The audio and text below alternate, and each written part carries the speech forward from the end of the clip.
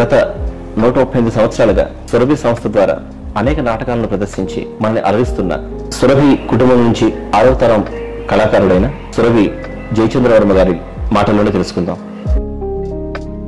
Hi sir, జయచంద్రవర్మ గారు సురభి నాటక రంగానికి చెందిన వంశస్థులు, వారసులు. అంటే యాక్చువల్గా కళకి వారసు, ఆస్తికి వారసులు ఉంటారు, మీరు కళకి వారసులు.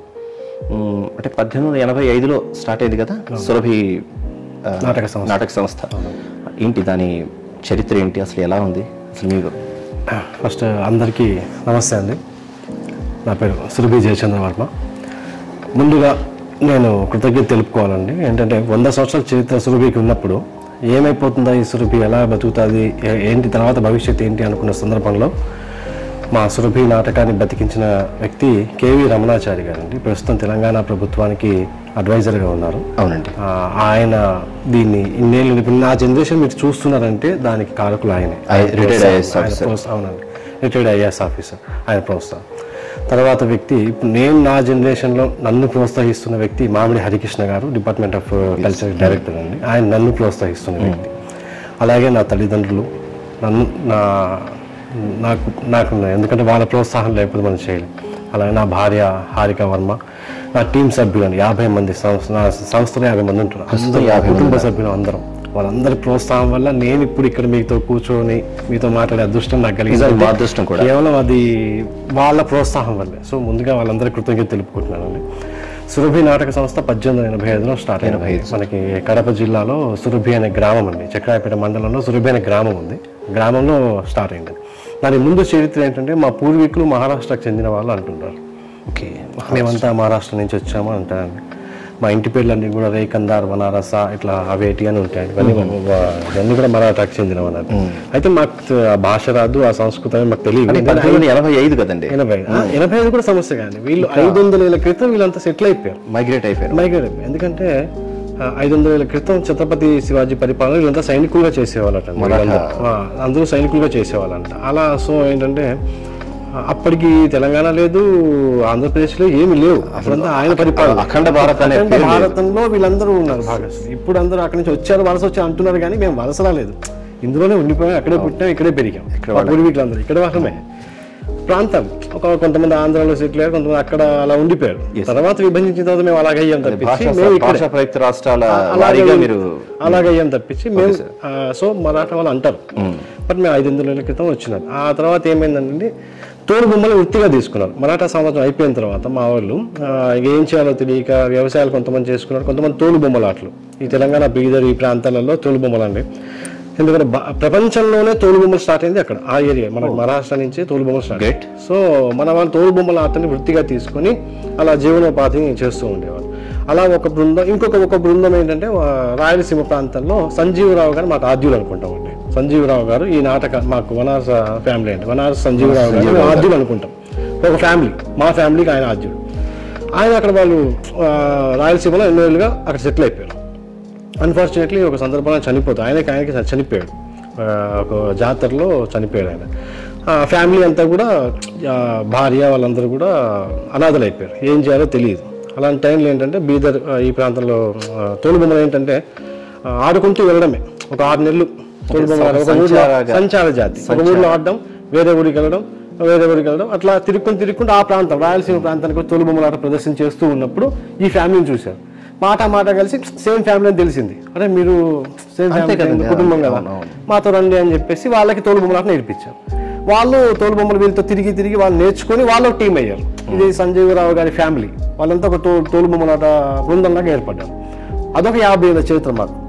వాళ్ళు 50 ఏళ్ళ నుంచి చేస్తూ ఉంటే ఆ ప్రాంత సురభి అనే ప్రాంతంలో మాకు ఏంటంటే వనారస గోవిందరావు మాకు ఫౌండర్ అంటామండి.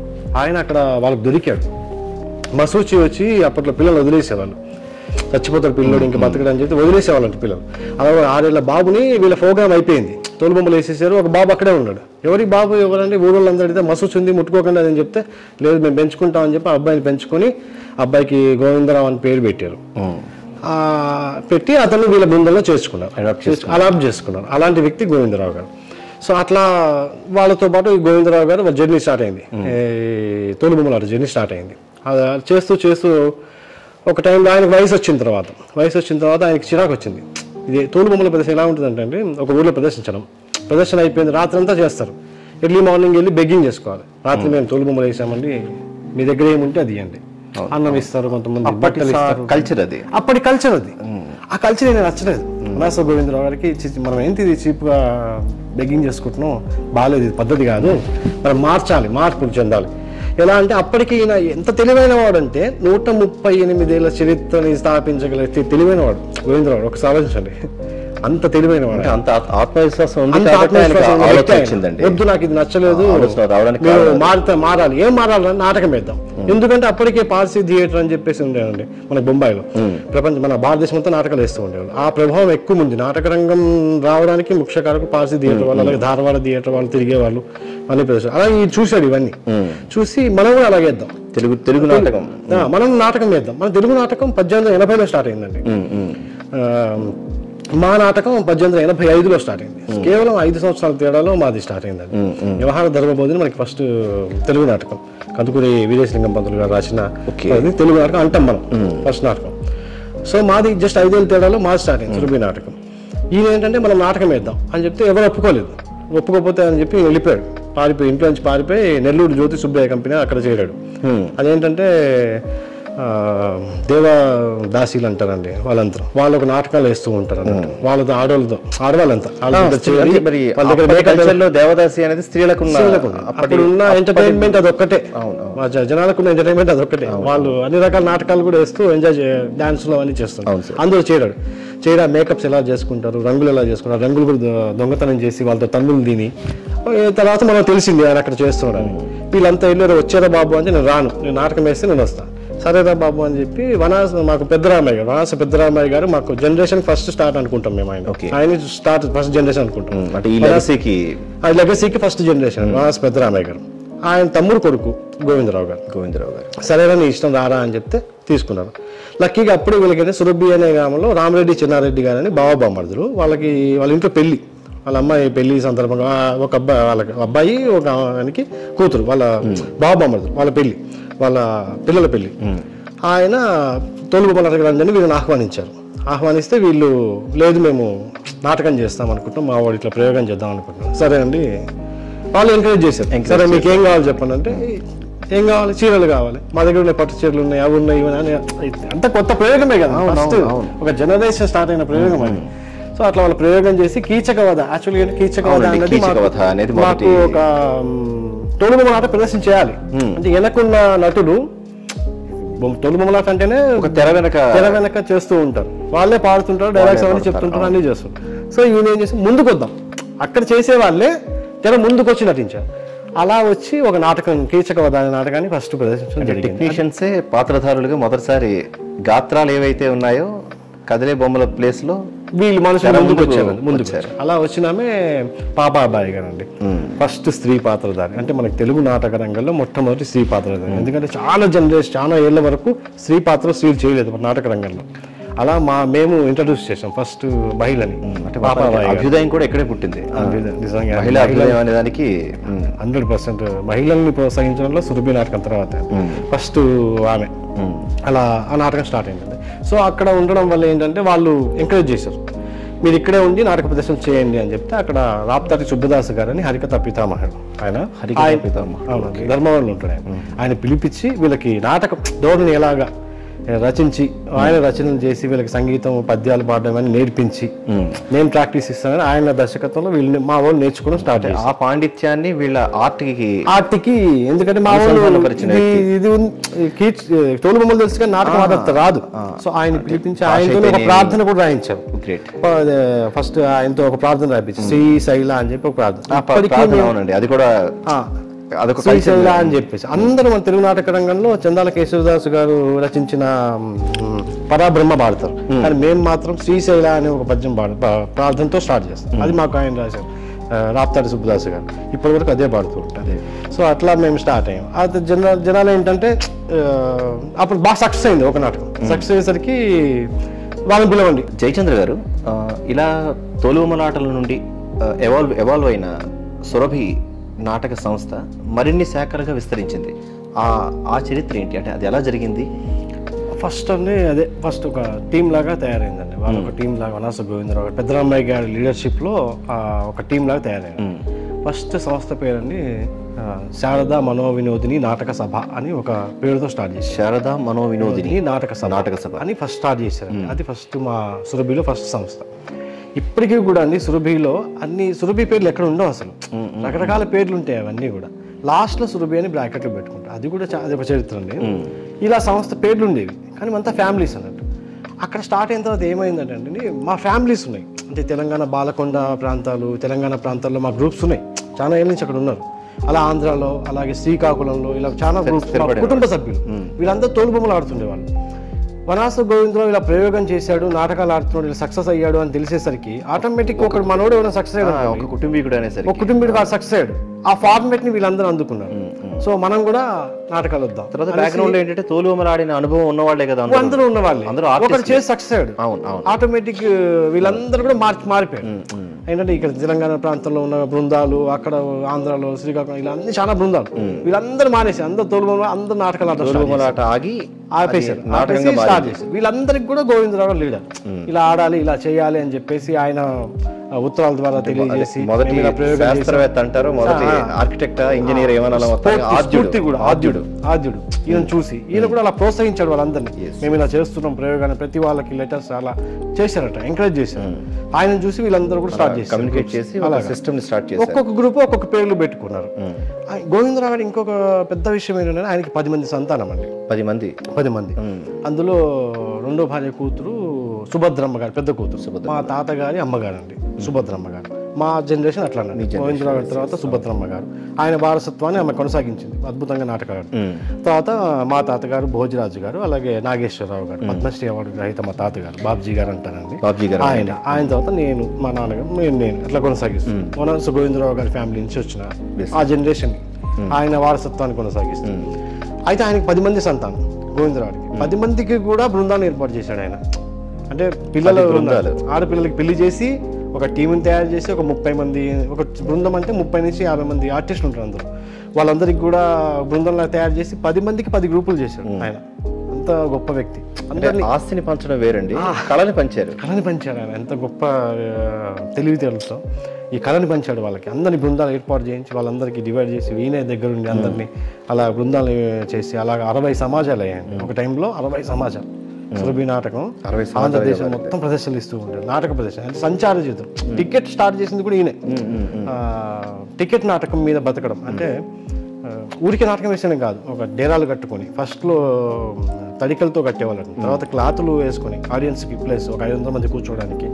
ఆ తర్వాత రేకులు వచ్చాయి, జింక్ రేక్స్ అని, అవి ఇప్పటి వరకు జింక్ షెడ్స్ ఇప్పటి వరకు. అది నేను చూసింది మీరు చూసారు. అలా మార్పులు చేసుకుంటూ వచ్చింది అన్నట్టు. ఇప్పటి తరం వరకు ఇలా మారి టికెట్ నాటకం మీద బతికిన సంస్థ సురభి నాటకం అండి. ఏంటంటే ఒక 100 ఏళ్ల చరిత్ర ఉందండి కేవలం టికెట్ మీద బతికిన సంస్థ. ప్రొఫెషనల్ థియేటర్ అంటారు మా సురభిని. ప్రేక్షకుడు వచ్చిన ఆ డబ్బులతోనే బతికిన సంస్థ, నాటకాన్ని నమ్ముకొని. సో అలా విస్తరించారు. బాగా ఇందులో బాగా పాపులర్గా చేసిన నాటకం ఏది మొదటి అంటే అప్పుడు చాలా నాటకాలు ఉండేవండి. మాయాబజార్, భక్త ప్రహ్లాద, ఇవన్నీ కూడా. ఫస్ట్ ఏంటంటే మా వాళ్ళు పద్య నాటక ధోరణిలోనే నాటకాలు ఆడేవారు. స్టార్టింగ్ అంతా కూడా పద్య నాటకాలే. మొదటి నుంచి కూడా సురభి నాటకం పద్య నాటకం. తెలుగు వారి సొత్తు, మన సొత్తు పద్య నాటకం అంటే. ఇంకెవరు ప్రపంచంలో ఎవరు ఆడండి పద్య నాటకం, తెలుగు వాళ్ళే అంటే. ఓకే, పద్య నాటకం అనేది తెలుగు వాళ్ళకి మాత్రమే ప్రత్యేకం. మనకి అండి అది. ఎందుకంటే పద్యం సోషల్ అనేది మనం స్టార్ట్ చేసి తెలుగు వారి సొత్తు అది. సో మేము కూడా మొదటి నుంచి కూడా పద్య నాటకమే.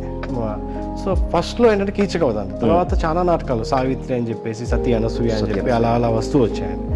మాకు మంచి పేరు వచ్చిన నాటకం భక్త ప్రహ్లాద నాటకం అండి. మంచి పేరు వచ్చిన నాటకం. అది ధర్మవరం రామకృష్ణమాచార్యులు గారు రాసింది అది. అదే నాటకాన్ని సినిమాగా తీశారు. అదే మొదటి సినిమాగా భక్త ప్రహ్లాద తీశారు. అందులో లీలావతి క్యారెక్టర్ చేసిన సురభి కమలాబాయి గారేమో మొదటి హీరోయిన్, తెలుగు హీరోయిన్ గా అనుకుంటారు. కానీ అసలు మాదే స్క్రిప్ట్ అది. సురభి స్క్రిప్ట్ ని సురభి కళాకారులు మేము మా నాటకాన్నే హెచ్ఎం రెడ్డి గారు బొంబాయి తీసుకెళ్లి స్టూడియోలో మీరు నాటకం వేసుకొని నేను సినిమా తీసుకుంటా, కెమెరా పెట్టి షూట్ చేశారు నాటకాన్ని. అలా తీసిన సినిమానే భక్త ప్రహ్లాద ఫస్ట్ టాకీ సినిమా. మొదటి సినిమాకి అంటే దాని తోలుబొమ్మలాట నుండి మొదలైన సురభి నాటకం సినిమాకి కూడా, తోలుబొమ్మల నుంచి నాటకానికి వచ్చింది, నాటకం నుంచి సినిమాకి మారింది. జయచంద్ర గారు కన్నడ నుంచి అడాప్ట్ చేసుకున్న అంటే కొన్ని విషయాలలో అంటే మాయాబజార్ అనే నాటకం బాగా పాపులర్ తెలుగు సురభి నాటక రంగానికి. ఆ మాయాబజార్ మళ్ళీ సినిమాగా కూడా రూపొందింది, అద్భుతం ఇప్పటికీ. ఆ మాయాబజార్ నాటకం వెనక ఉన్న సంగతులు ఏంటి? ఆ కృష్ణుడు గెటప్ కానీ అసలు భారతంలో లేని ఒక కథ, ఒక కల్పిత కథ, శశిరేఖ పరిణయం అనే నాటకం. అందులో ఆ పాటలు అయితేనే, మీరు ఆ పద్యాలు, ఘటోద్గచుడు. తర్వాత ఇంకొక విషయం నేను అడగాలి మిమ్మల్ని, ఏంటి అంటే ఈ అంటే ఒకే మాయాబజార్ అనే నాటకాన్ని వివిధ గ్రూప్స్, అదే వాడి వివిధ సంస్థలు, అంటే సురభికి చెందిన వివిధ సంస్థలు వివిధ రకాలుగా, అంటే ఒక దాంట్లో ఘటోద్గచుడు హీరో అయితే ఇంకో దాంట్లో శశిరేఖ పాయింట్ ఆఫ్ వ్యూలో, ఇలా ఒకే రచయిత ఇన్ని గ్రూపులకు కూడా వివిధ రకాలుగా స్క్రిప్ట్ రాయడం అనేది జరిగిందంట కదా, ఒకసారి దాని గురించి చెప్పండి. మాయాబజార్ అండి ఒక అద్భుతమైన నాటకం అండి. సురభి చరిత్రలో ఇప్పటికీ మాకు అల్టిమేట్ నేను చూసాను సార్, నా తరం చూసింది, ఎంజాయ్ చేశాను, చూసాను. ఎన్నో మార్పులు చెందిందండి దాంట్లో. 100% మా తాతలు వేసినప్పటికీ, మా నాన్నలు వేసినప్పటికీ, నేను వేస్తున్న జనరేషన్లో నేను ఎన్నో మార్పులు చేశాను, ఎన్నో స్పెషల్ ఎఫెక్ట్స్ దాంట్లో పెట్టడం జరిగింది. ఎఫెక్ట్స్ గురించి కూడా తర్వాత అడుగుతాను. ఎప్పటికెప్పుడు మార్పులు చెందుతూ కాకుండా చేస్తూ వచ్చారండి. ఇప్పటికిప్పుడు మార్పులు చెందుతూ నాటకం, సురభి నాటకం అన్ని కూడా ఎప్పటికప్పుడు అప్డేటెడ్ గానే మేము వేస్తూ ఉంటాం. ఎందుకంటే ప్రేక్షకుడు చూడకపోతే మాకు జీవనోపాధి లేదు. మేము కేవలం సురభి నాటకం ఎప్పుడు దుష్ట నాటకం అండి, ప్రేక్షకుడు యాక్సెప్ట్ చేయాలి, వాడి కోసమే మేము నాటకం వేస్తాం. మాలో చాలా తప్పులు ఉంటాయి, కానీ ఏంటంటే ప్రేక్షకుడు నచ్చాలి. నచ్చకపోతే అతను మళ్ళీ మన టికెట్ పెట్టి రాడు డబ్బులు. సో అతను ఎంటర్టైన్ చేయడమే మా ఉద్దేశం. అంటే కమర్షియల్ అనం కానీ ప్రేక్షకులకు నచ్చే విధంగా పౌరాణికాలను మార్చిన ఘనత మాత్రం సురభికి చెందుతుంది. మీ రచయితలు కూడా తక్కువ వాళ్ళేం కాదు, అంటే పురాణాలను ఇటువంటి విధంగా అంటే కించపరచకుండా చాలా వరకు మర్యాదపూర్వకంగా చేశారు. మాయాబజార్ కథ ఏంటండి? మాయాబజారు అదే అండి, యాక్చువల్గా మేము ఫస్ట్ నుంచి కూడా కన్నడ వాళ్ళు థియేటర్ చాలా గొప్పదండి. కన్నడలో థియేటర్ చాలా స్ట్రాంగ్ అండి. బళ్ళారి అంటారా? బళ్ళారి అటు వెళ్ళిపోయింది అనుకోండి, మన బళ్ళారి మందే అసలు. యాక్చువల్గా తెలుగు వాళ్ళది బళ్ళారి అంతా కూడా మనదే, సొంతం బళ్ళారి. అన్ఫార్చునేట్లీ ఏదో మన వాళ్ళు ఏంటంటే నదులు, మీరు అన్నట్టు భాషా ప్రాతిపదిక చేశారు, నదుల ప్రాతిపదిక అంటే టెన్షన్ లేకుండా ఉండాలని నదుల ప్రాతిపదికలో కూడా డివైడ్ చేశారు. అలా అన్ఫార్చునేట్లీ బళ్ళారి అటు వెళ్ళిపోయింది. కానీ మన వాళ్ళు బళ్ళారి చాలా మంది నటులు తెలుగే అంత గొప్ప నటులు ఉన్నారో బళ్ళారిలో. సో ఫస్ట్ నుంచి కూడా మనకి బళ్ళారావు గారు గొప్ప, ఇప్పటికీ థియేటర్ ఫెస్టివల్స్ అవుతాయి, తెలుగు థియేటర్ ఫెస్టివల్స్ మనకన్నా గొప్పగా చేస్తారు. థియేటర్ చాలా స్ట్రాంగ్ అండి కర్ణాటకలో. అయితే మాకేంటంటే గుబ్బి వీరన్న గారి ఫ్యామిలీ చాలా గొప్ప ఫ్యామిలీ. అంటే సురభి ట్రెడిషన్ లాగే గుబ్బి వీరన్న గారిది అద్భుతమైన ట్రెడిషన్ అండి. సేమ్ మాలాగే థియేటర్ కానివ్వండి, సెట్టింగ్స్ కానీ, స్పెషల్ ఎఫెక్ట్స్ కానీ అలాగే అద్భుతంగా ఉంటాయి. సో ఆయనతో మాకు తాతగారుల వాళ్ళకి సత్సంబంధాలు ఉండేవి. ఈయన నాటకాలు ఈయన షేర్ చేసుకోవడం, వీళ్ళ ఐడియాస్ వీళ్ళు షేర్ చేసుకోవడం, అలా. సో అలాగా ధారవాడ కంపెనీ వాళ్ళది మా శశిరేఖ పరిణయ నాటకం. అలా మా వాళ్ళు చూసి ఏదైనా సరే పర్మిషన్ తీసుకునే, అప్పట్లో పర్మిషన్ తీసుకుని వాళ్ళ అనుమతి లేకపోయినా కదా రిలేషన్ తో తీసుకుని కాకుండా పద్ధతిగా చేసుకునేవాళ్ళు. అలా దాన్ని మా వాళ్ళు చేసుకుని దానికి మాయాబజార్ నాటకాన్ని మా వాళ్ళు నేర్చుకోవడం జరిగింది. అద్భుతమైన నాటకం. ఫస్ట్ నుంచి కూడా ట్రిక్ సీన్లు స్టార్ట్ చేసింది కూడా ఆ నాటకంతోనే. అవి అదే మేకప్లు, గెటప్స్ కానివ్వండి, ఇవన్నీ కూడా. ఎందుకంటే మాయాబజార్లో కనిపించిన ఘటోద్గచుడు, హిడింబి 2 పాత్రలు మా వాళ్ళు డిజైన్ చేశారు. భారతదేశ ప్రపంచం ఎక్కడ ఎత్తికినా ఆ పాత్రలు మీకు అలా కనిపించవు. ఒక రాక్షస గెటప్స్ లాగా, హిడింబిని ఒక రాక్షస గెటప్స్ లాగా మాకు తయారు చేశారు. సినిమాలో కూడా ఎస్పీ రంగారావు గారు సినిమా పాయింట్కి వస్తే ఏంటంటే ఫస్ట్ మాయాబజార్ మాదండి. మా నాటకం 1952లో సురభి నాటకం మాయాబజార్ స్టార్ట్ అయింది. 1956లో మాయాబజార్ సినిమా వచ్చింది, సినిమా నిర్మాణం. వాళ్ళు కూడా మాకు చెప్పారు, నాగేశ్వరరావు స్వయంగా చెప్పారు. ఆయన ఎన్టీ రామారావు వీళ్ళందరూ చూసారంటే వాళ్ళు నాటక రంగం నుంచి వచ్చిన వాళ్ళే. వాళ్ళు పద్య నాటకం కాకుండా సాంఘిక నాటకాలు అప్పట్లో మోస్ట్లీ అందరూ నాటకం నుంచి వచ్చారు. మొన్న 80s 90s వరకు కూడా అందరూ నాటకం కమల్ గారి శిష్యులు అందరూ అండి. వాళ్ళు చూశారట, అంటే మాయాబజార్ సినిమా తీయబోతున్నాం మనం, వాళ్ళు ఆల్రెడీ వాళ్ళకి ఫిక్స్ అయిపోయారు స్టోరీ అంతా, బట్ చూద్దాం వీళ్ళది కూడా చూసి అనేసి మమ్మల్ని మా సురభి నాటకం చూశారంట, అందరు చూసి తర్వాత కొన్ని అట్లా వాళ్ళు నాటకాన్ని ప్లాన్ చేసి సినిమా తీశారు. మా నాటకం తర్వాత వాళ్ళు సినిమా తీయడం జరిగింది. సో దానికి కూడా మన స్ఫూర్తి అన్నట్టు మాయాబజార్ మనది. ఎన్నో మార్పులు చెందాయండి, ఆ పాత్రలు కానివ్వండి, ఆ క్యారెక్టర్స్ కానివ్వండి. క్యారెక్టర్స్ విషయానికి వస్తే మెయిన్ ఏంటంటే మీరు అన్నట్టు 5 రకాలుగా రచించారండి. మాకు రచించిన వ్యక్తి మల్లాది వెంకటకృష్ణ శర్మ గారు అండి. మల్లాది వెంకటకృష్ణ శర్మ గారు. మాదేంటంటే చాలా గ్రూప్స్ ఉండేవి అండి. వీళ్ళు ఆడింది వాళ్ళు ఆడకూడదు, వీళ్ళు ఆడింది వాళ్ళు ఆడకూడదు అని చెప్పి ప్రాబ్లం వస్తుందని చెప్పి ఆయన ఒకే రచయిత 5 రకాలుగా రచించాడు మాయాబజార్. 5 వెర్షన్స్ లో ఒక నాటకం. అసలు హీరో అయితే ఆ హీరో పాయింట్ ఆ పాత్రధారి ఒక టీం ఉందనుకోండి, అందులో ఒక మేనేజర్, మీరే పాత్ర నేను బలరాముడు బాగేస్తానయ్యా సరే అని చెప్పి బలరాముడు హైలైట్ చేసుకుంటా మాయాబజార్. మీరు మాయాబజార్ సినిమా చూసారు అనుకోండి, సినిమాలో ఘటోత్కచుడు హైలైట్ హీరో, యాక్చువల్గా అభిమన్యులు హీరోయిన్, బట్ ఘటోత్కచుడే కనిపిస్తాం. సో మా రచయిత కూడా అలాగా ఒక దాంట్లో ఘటోత్కచుడు హీరో, ఒక దాంట్లో అభిమన్యుడు హీరో, ఇలా పాత్రలు రాసేసారు.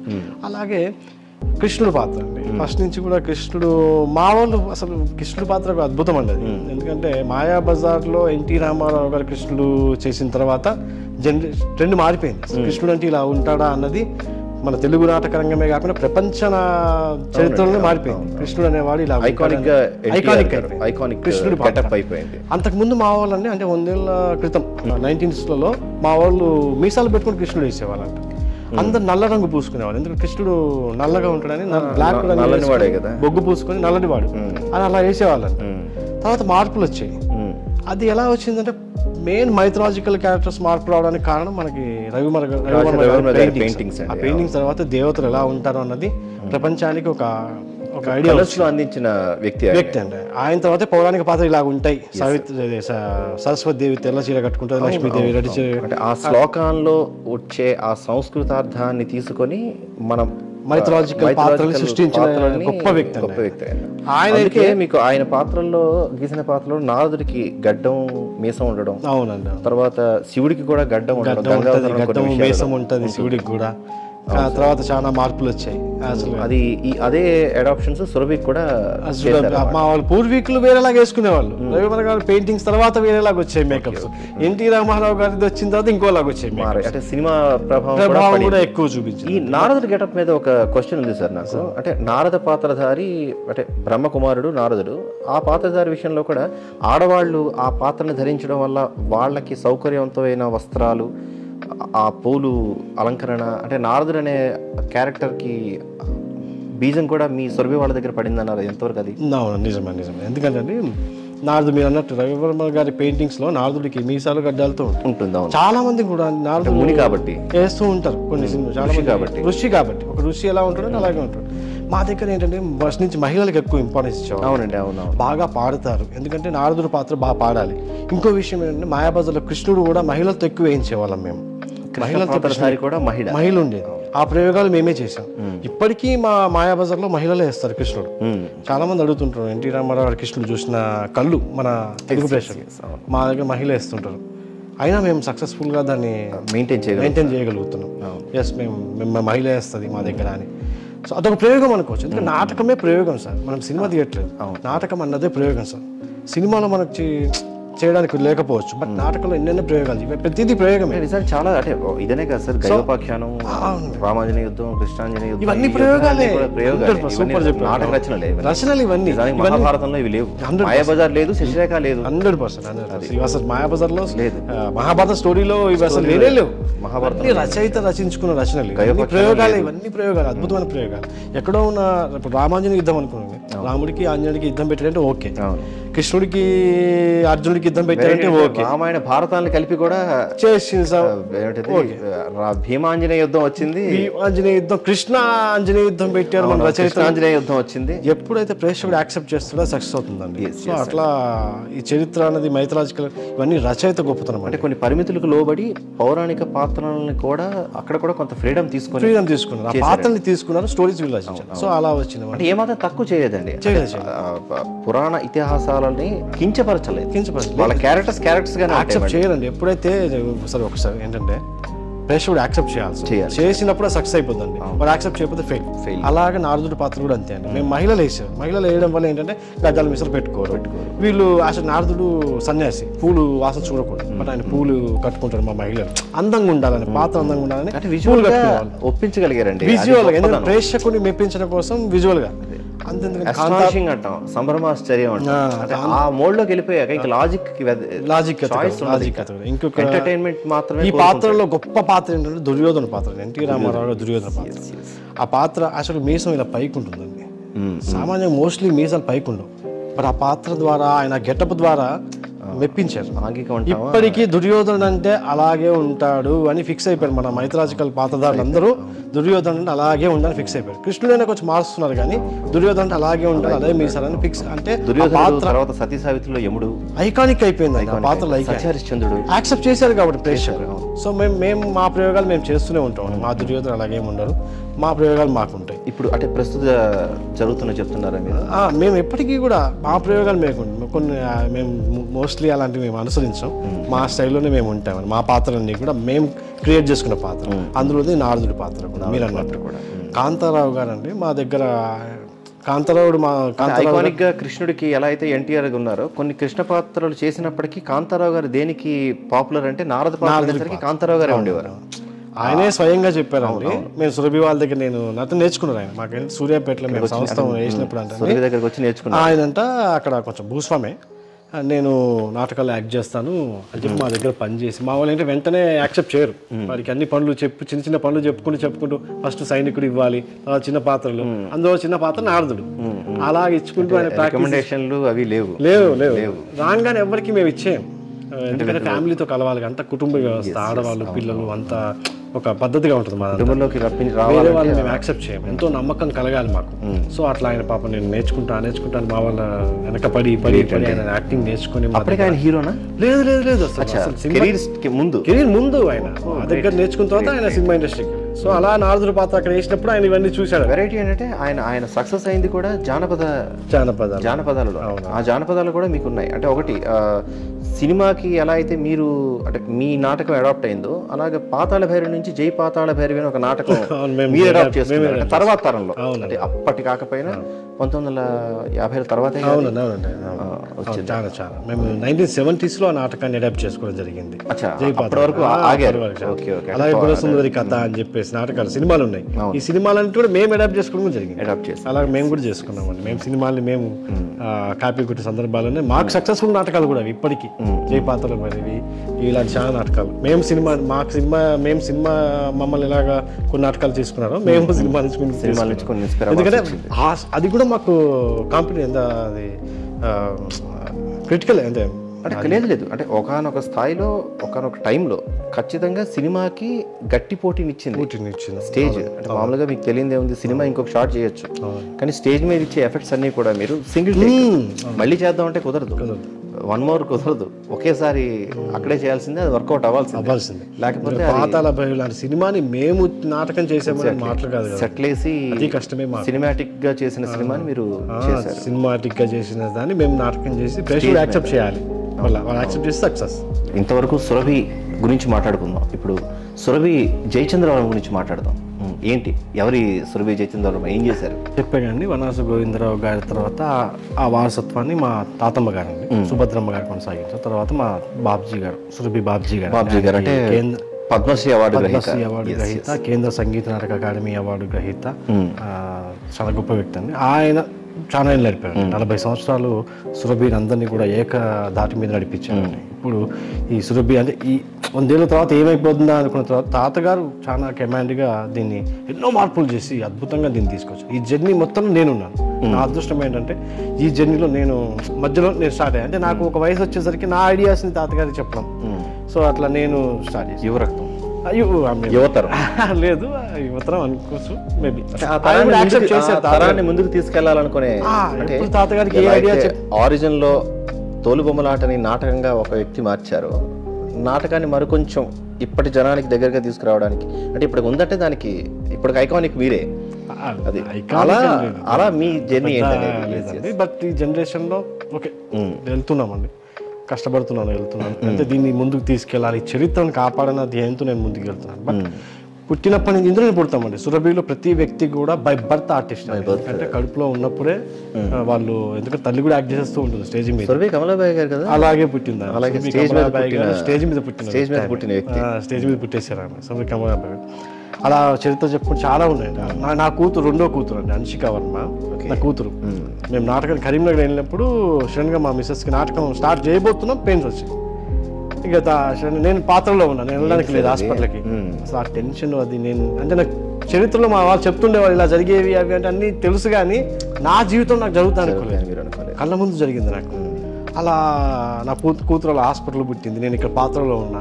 సో ఏమైపోతుందో నాకు మైండ్లో ఉంటుంది, కానీ టెన్షన్, ఆపరేషన్ అయింది, ఎలా ఉంటుందో, భార్య బిడ్డలు ఎలా ఉంటారో అని ఆ టెన్షన్ ఉంటుంది. ఇవన్నీ నేను అనుభవించాను. అలా నా కూతురు పుట్టింది. సో ఇలా నా లైఫ్లో కూడా చాలా ఉన్నాయండి. అలా మీ జర్నీలో మీరు చూసిన తేడాలు ఏంటి? అంటే మీ చిన్నప్పటి సురభికి, అవునండి, ప్రస్తుత సురభికి చాలా నా జనరేషన్ ఫైనల్ అండి. ఎందుకంటే నా చిన్నప్పుడు నేను అందులో పుట్టాను.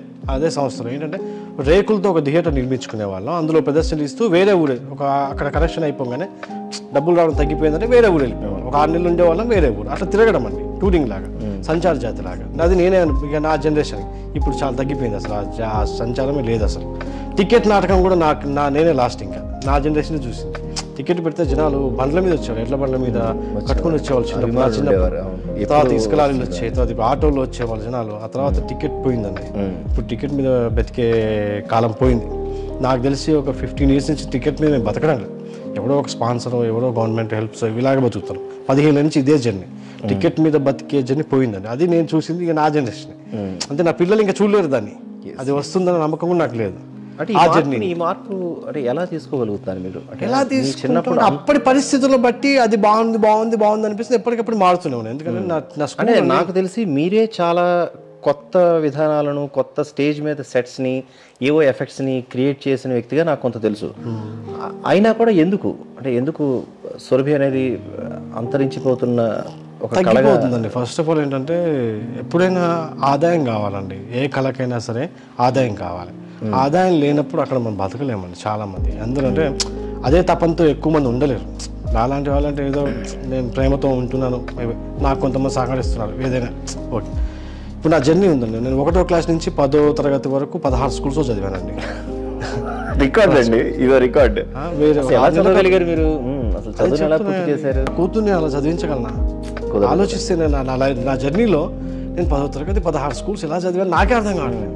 అంటే ఒక ఊరు వెళ్ళడం, అక్కడ నాటకాలు వేయడం, అక్కడ ఏదో స్కూల్ ఉంటే జాయిన్ అయిపోవడం, మళ్ళీ వేరే సాయంత్రానికల్లా నాటకం వేయాల్సింది.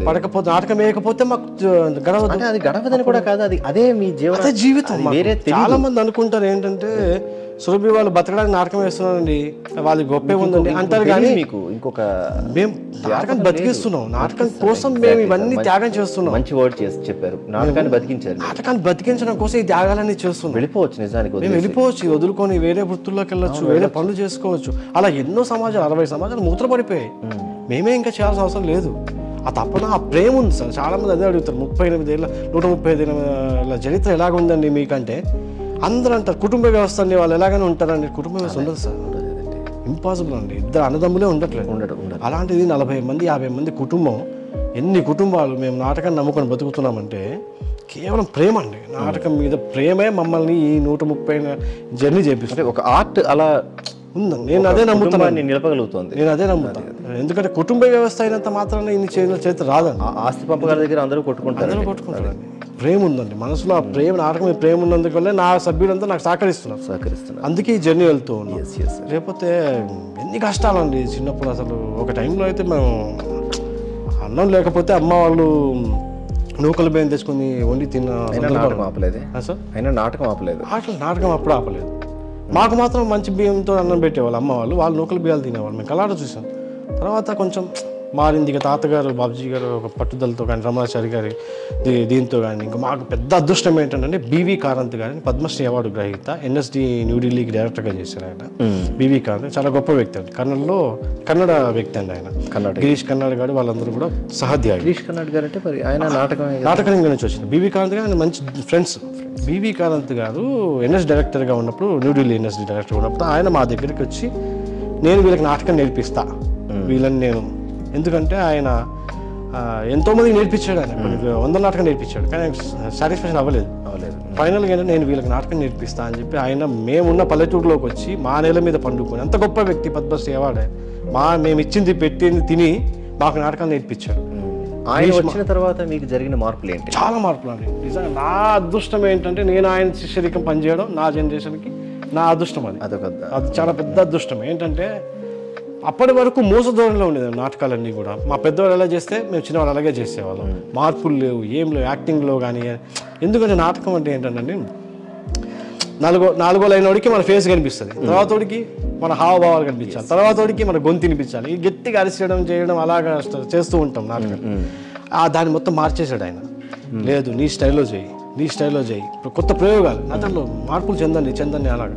సో ఆయన అండర్లో మేము నేర్చుకోవడం వల్ల అది మాకు ఇప్పుడు ఆ వయసులో నాకు తెలియదు, ఏదో చెప్తున్నాడు పెద్ద ఆయన వచ్చాడు నేర్చుకుని చేసేసాం.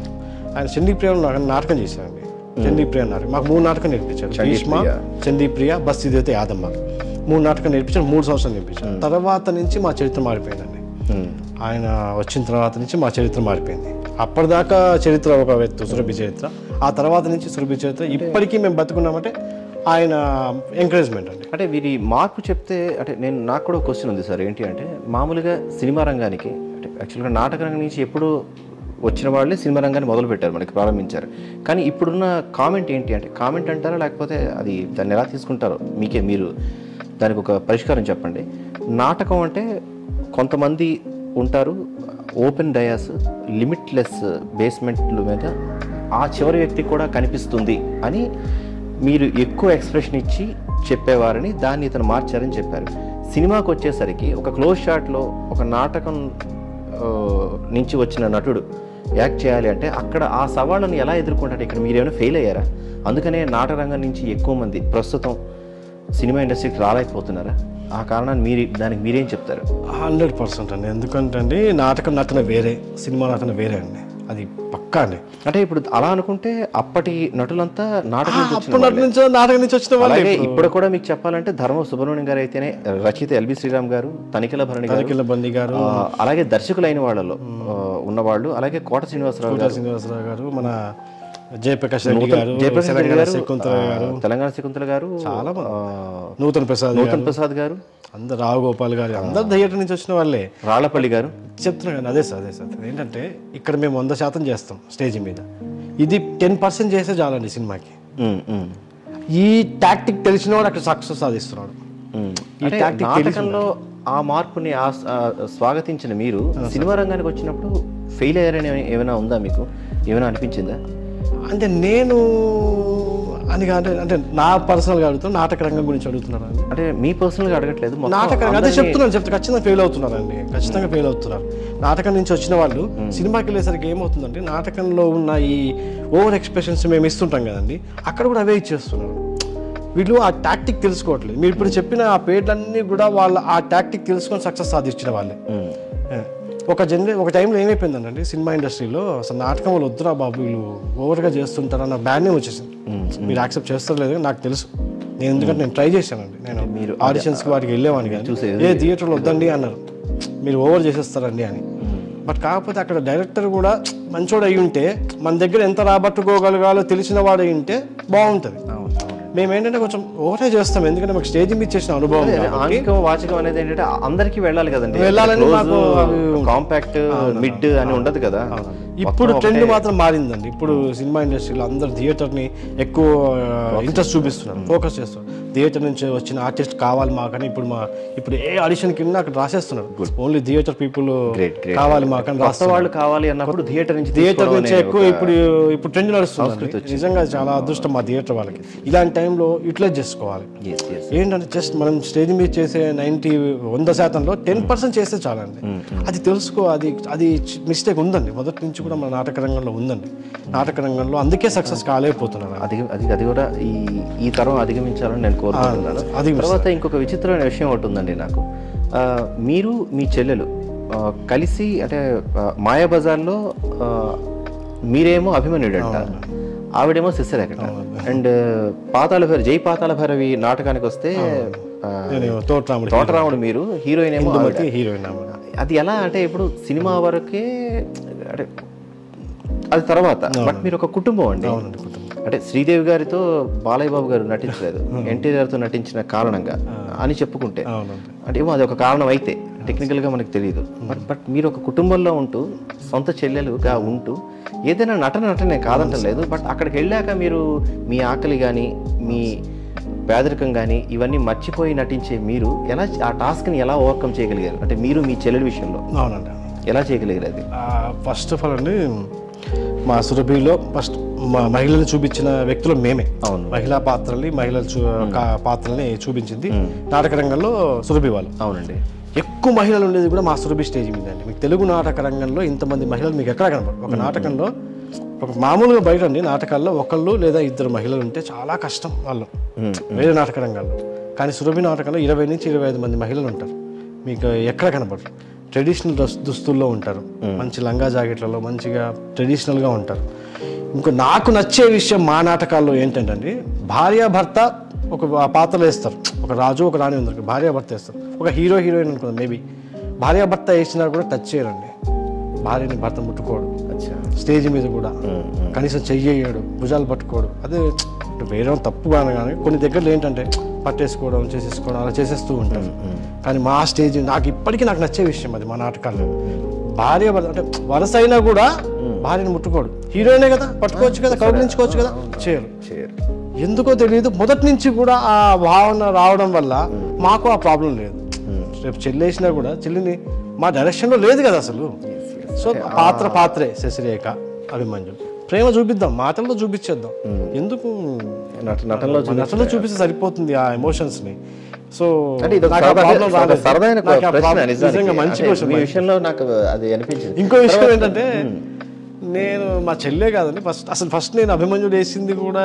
ఇంకొకటి ఏంటంటే మా సురభిలోనండి ఎప్పుడు ఏ పాత్ర వేస్తామో మాకే తెలియదు, అందరూ రెడీగా ఉండాలి, అందరూ రెడీగా ఉండాలండి. సడన్గా ఎప్పుడు ఏ పాత్ర వస్తుంది, ఎందుకంటే ఎవరికి ఆరోగ్యం బాగాలేకపోయినా ఎవరికైనా పని ఉన్నా సడన్గా చనిపోయినా వేరే పాత్ర వెంటనే వేరేవాల్సి వస్తుంది. అలాగా ఆంధ్ర స్టేజీలో కూడా మాకు ఘటోజుగడు వేస్తూ ఉంటే మా తాతగారు ఒక చనిపోవడం జరిగిందండి. నాటకం వేస్తూ మాయాబజార్లో ఘటోజుగడు వేస్తున్నాడు, సడన్గా మా సగం నాటకం అయింది, సడన్గా వచ్చి డైలాగ్ చెప్పేసి లోపలికి వచ్చి పడిపోయాడు, హార్ట్ అటాక్. నాటకంలో మళ్ళీ వెంటనే ఆయన తీసుకొచ్చి వెంటనే కాస్ట్యూమ్స్ ఇప్పేసి వేరే ఆయనకి వేసేసి పంపించేసి. గ్రేట్ అండి. జనాలకు తెలియదు, మాకు తెలుసు పోయాడని. అసలు మామూలు జర్నీ కాస్త యుద్ధ ప్రాతిపదికన చేసేవారు. నా పాత్ర నేను అలాగేసింది. నేను 15 ఏళ్ళకి మా అభిమన్యుడు వేసానండి, 15 ఏళ్ళకి 15 ఇయర్స్కి ఊరికే నేర్చుకున్నాను.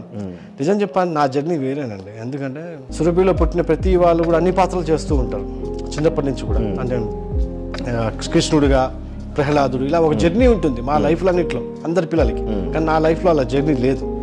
ఎందుకంటే నాకు 10వ తరగతి వచ్చే వరకు కూడా అంటే నాకు నత్తి ఉండేది నా మాటలో. నాకు ఇప్పటికీ నేను మాట్లాడుతుంటే కొంచెం నంగిలాగా నత్తి ఉంటుంది. అందువల్ల మా పిల్లలు చూసిన జనరేషన్ నేను చూడలేదు, ఆ నటనని అవన్నీ నేను అనుభవించలేదు. నేనంతా పాత్రలు నన్ను పక్కన పడేసావు. నాకు 10వ తరగతి వరకు నా పేరు నత్తుడు సభ్యుడిగా ఉన్నారే కానీ నాటకం స్టేజ్ మీద నటుడిగా రాలేదు. అంటే ఈ వయసు కృష్ణుడు వీడు అని చెప్పి ఏపిచ్చేస్తారు అందరినీ మా దగ్గర. నన్ను పక్కన పెట్టారు, నత్తోడు పక్కన పెట్టేసి. నాకు డైలాగ్స్ ఉండేవి కావు చిన్నప్పటి నుంచి కూడా, ఎంత నత్తి వీడికి అనేసి నన్ను అలా ఏడిపించేవాళ్ళు. దాన్ని ఎలా మీరు ఓవర్కమ్ చేసేసారు? అది మా అమ్మగారు అండి 10th క్లాస్లో ఉన్నప్పుడు ఇక నన్ను చాలా సీరియస్ తీసుకున్నారు. 10th అయిపోయిన తర్వాత నువ్వు లేదు ఇట్లా అందరు నిన్ను ఎక్కిరిస్తున్నారు, పరుగు పోతుంది అని చెప్పి మా అమ్మమ్మ గారు అండి కృష్ణవేణి గారు కృష్ణమద జగద్గురు మూవీలో యాక్ట్ చేశారు. మా అమ్మమ్మ గారు రానా పక్కన ఒక ముసలాం పక్కన ముసలాం లాగా ఉంటారు. మా అమ్మమ్మ గారు, మా తాతగారు వనాస పాండురంగారావు గారు, మా అమ్మమ్మ గారు ప్రోత్సాహం అండి. మా అమ్మ ఇన్స్పిరేషన్తో తీసిన వాళ్ళు ఏంటంటే నువ్వు ఏది మాట్లాడినా మెల్లగా మాట్లాడు అని చెప్పేసి నన్ను తిట్టి మా అమ్మ ఒక 6 నెలలు నాకు నేను అమ్మ అన్నం పెట్టు అన్నాను, మళ్ళీ మెల్లగా చెప్పు నెమ్మదిగా అమ్మ అన్నం పెట్టు ఇలా అనిపిస్తూ నాటకాల వేషాలు ప్రాక్టీస్ ఇప్పించింది. ఏంటంటే నువ్వు వేస్తావని కాదు, నువ్వు జీవితంలో వేయకపో, నేర్చుకో, ఈ భాష నేర్చుకో, ఈ పటుత్వం నేర్చుకో, ఈ పద్యాలు నేర్చుకో అని నన్ను ట్రైనింగ్ చేయాలి. దీన్ని యాక్చువల్గా ఏమంటారంటే మెడిసిన్లో న్యూరో లింగ్విస్టిక్ ప్రోగ్రామ్ అంటారండి. అంటే మాటలు రాని పిల్లలకు అలా పదాలను దూరంగా చెప్పి నేర్పించే ఒక పద్ధతి ఉంది. Okay sir. దానిని మీ అమ్మమ్మ గారు చేశారు. అలాగా ఆ పాత్రలు నాకు నేర్పించారు కూడా మీకు అవి నువ్వు వేస్తావో వేయలో నేను తెలియదు కానీ నువ్వు నేర్చుకో నువ్వు మాట అయితే రావాల్సింది.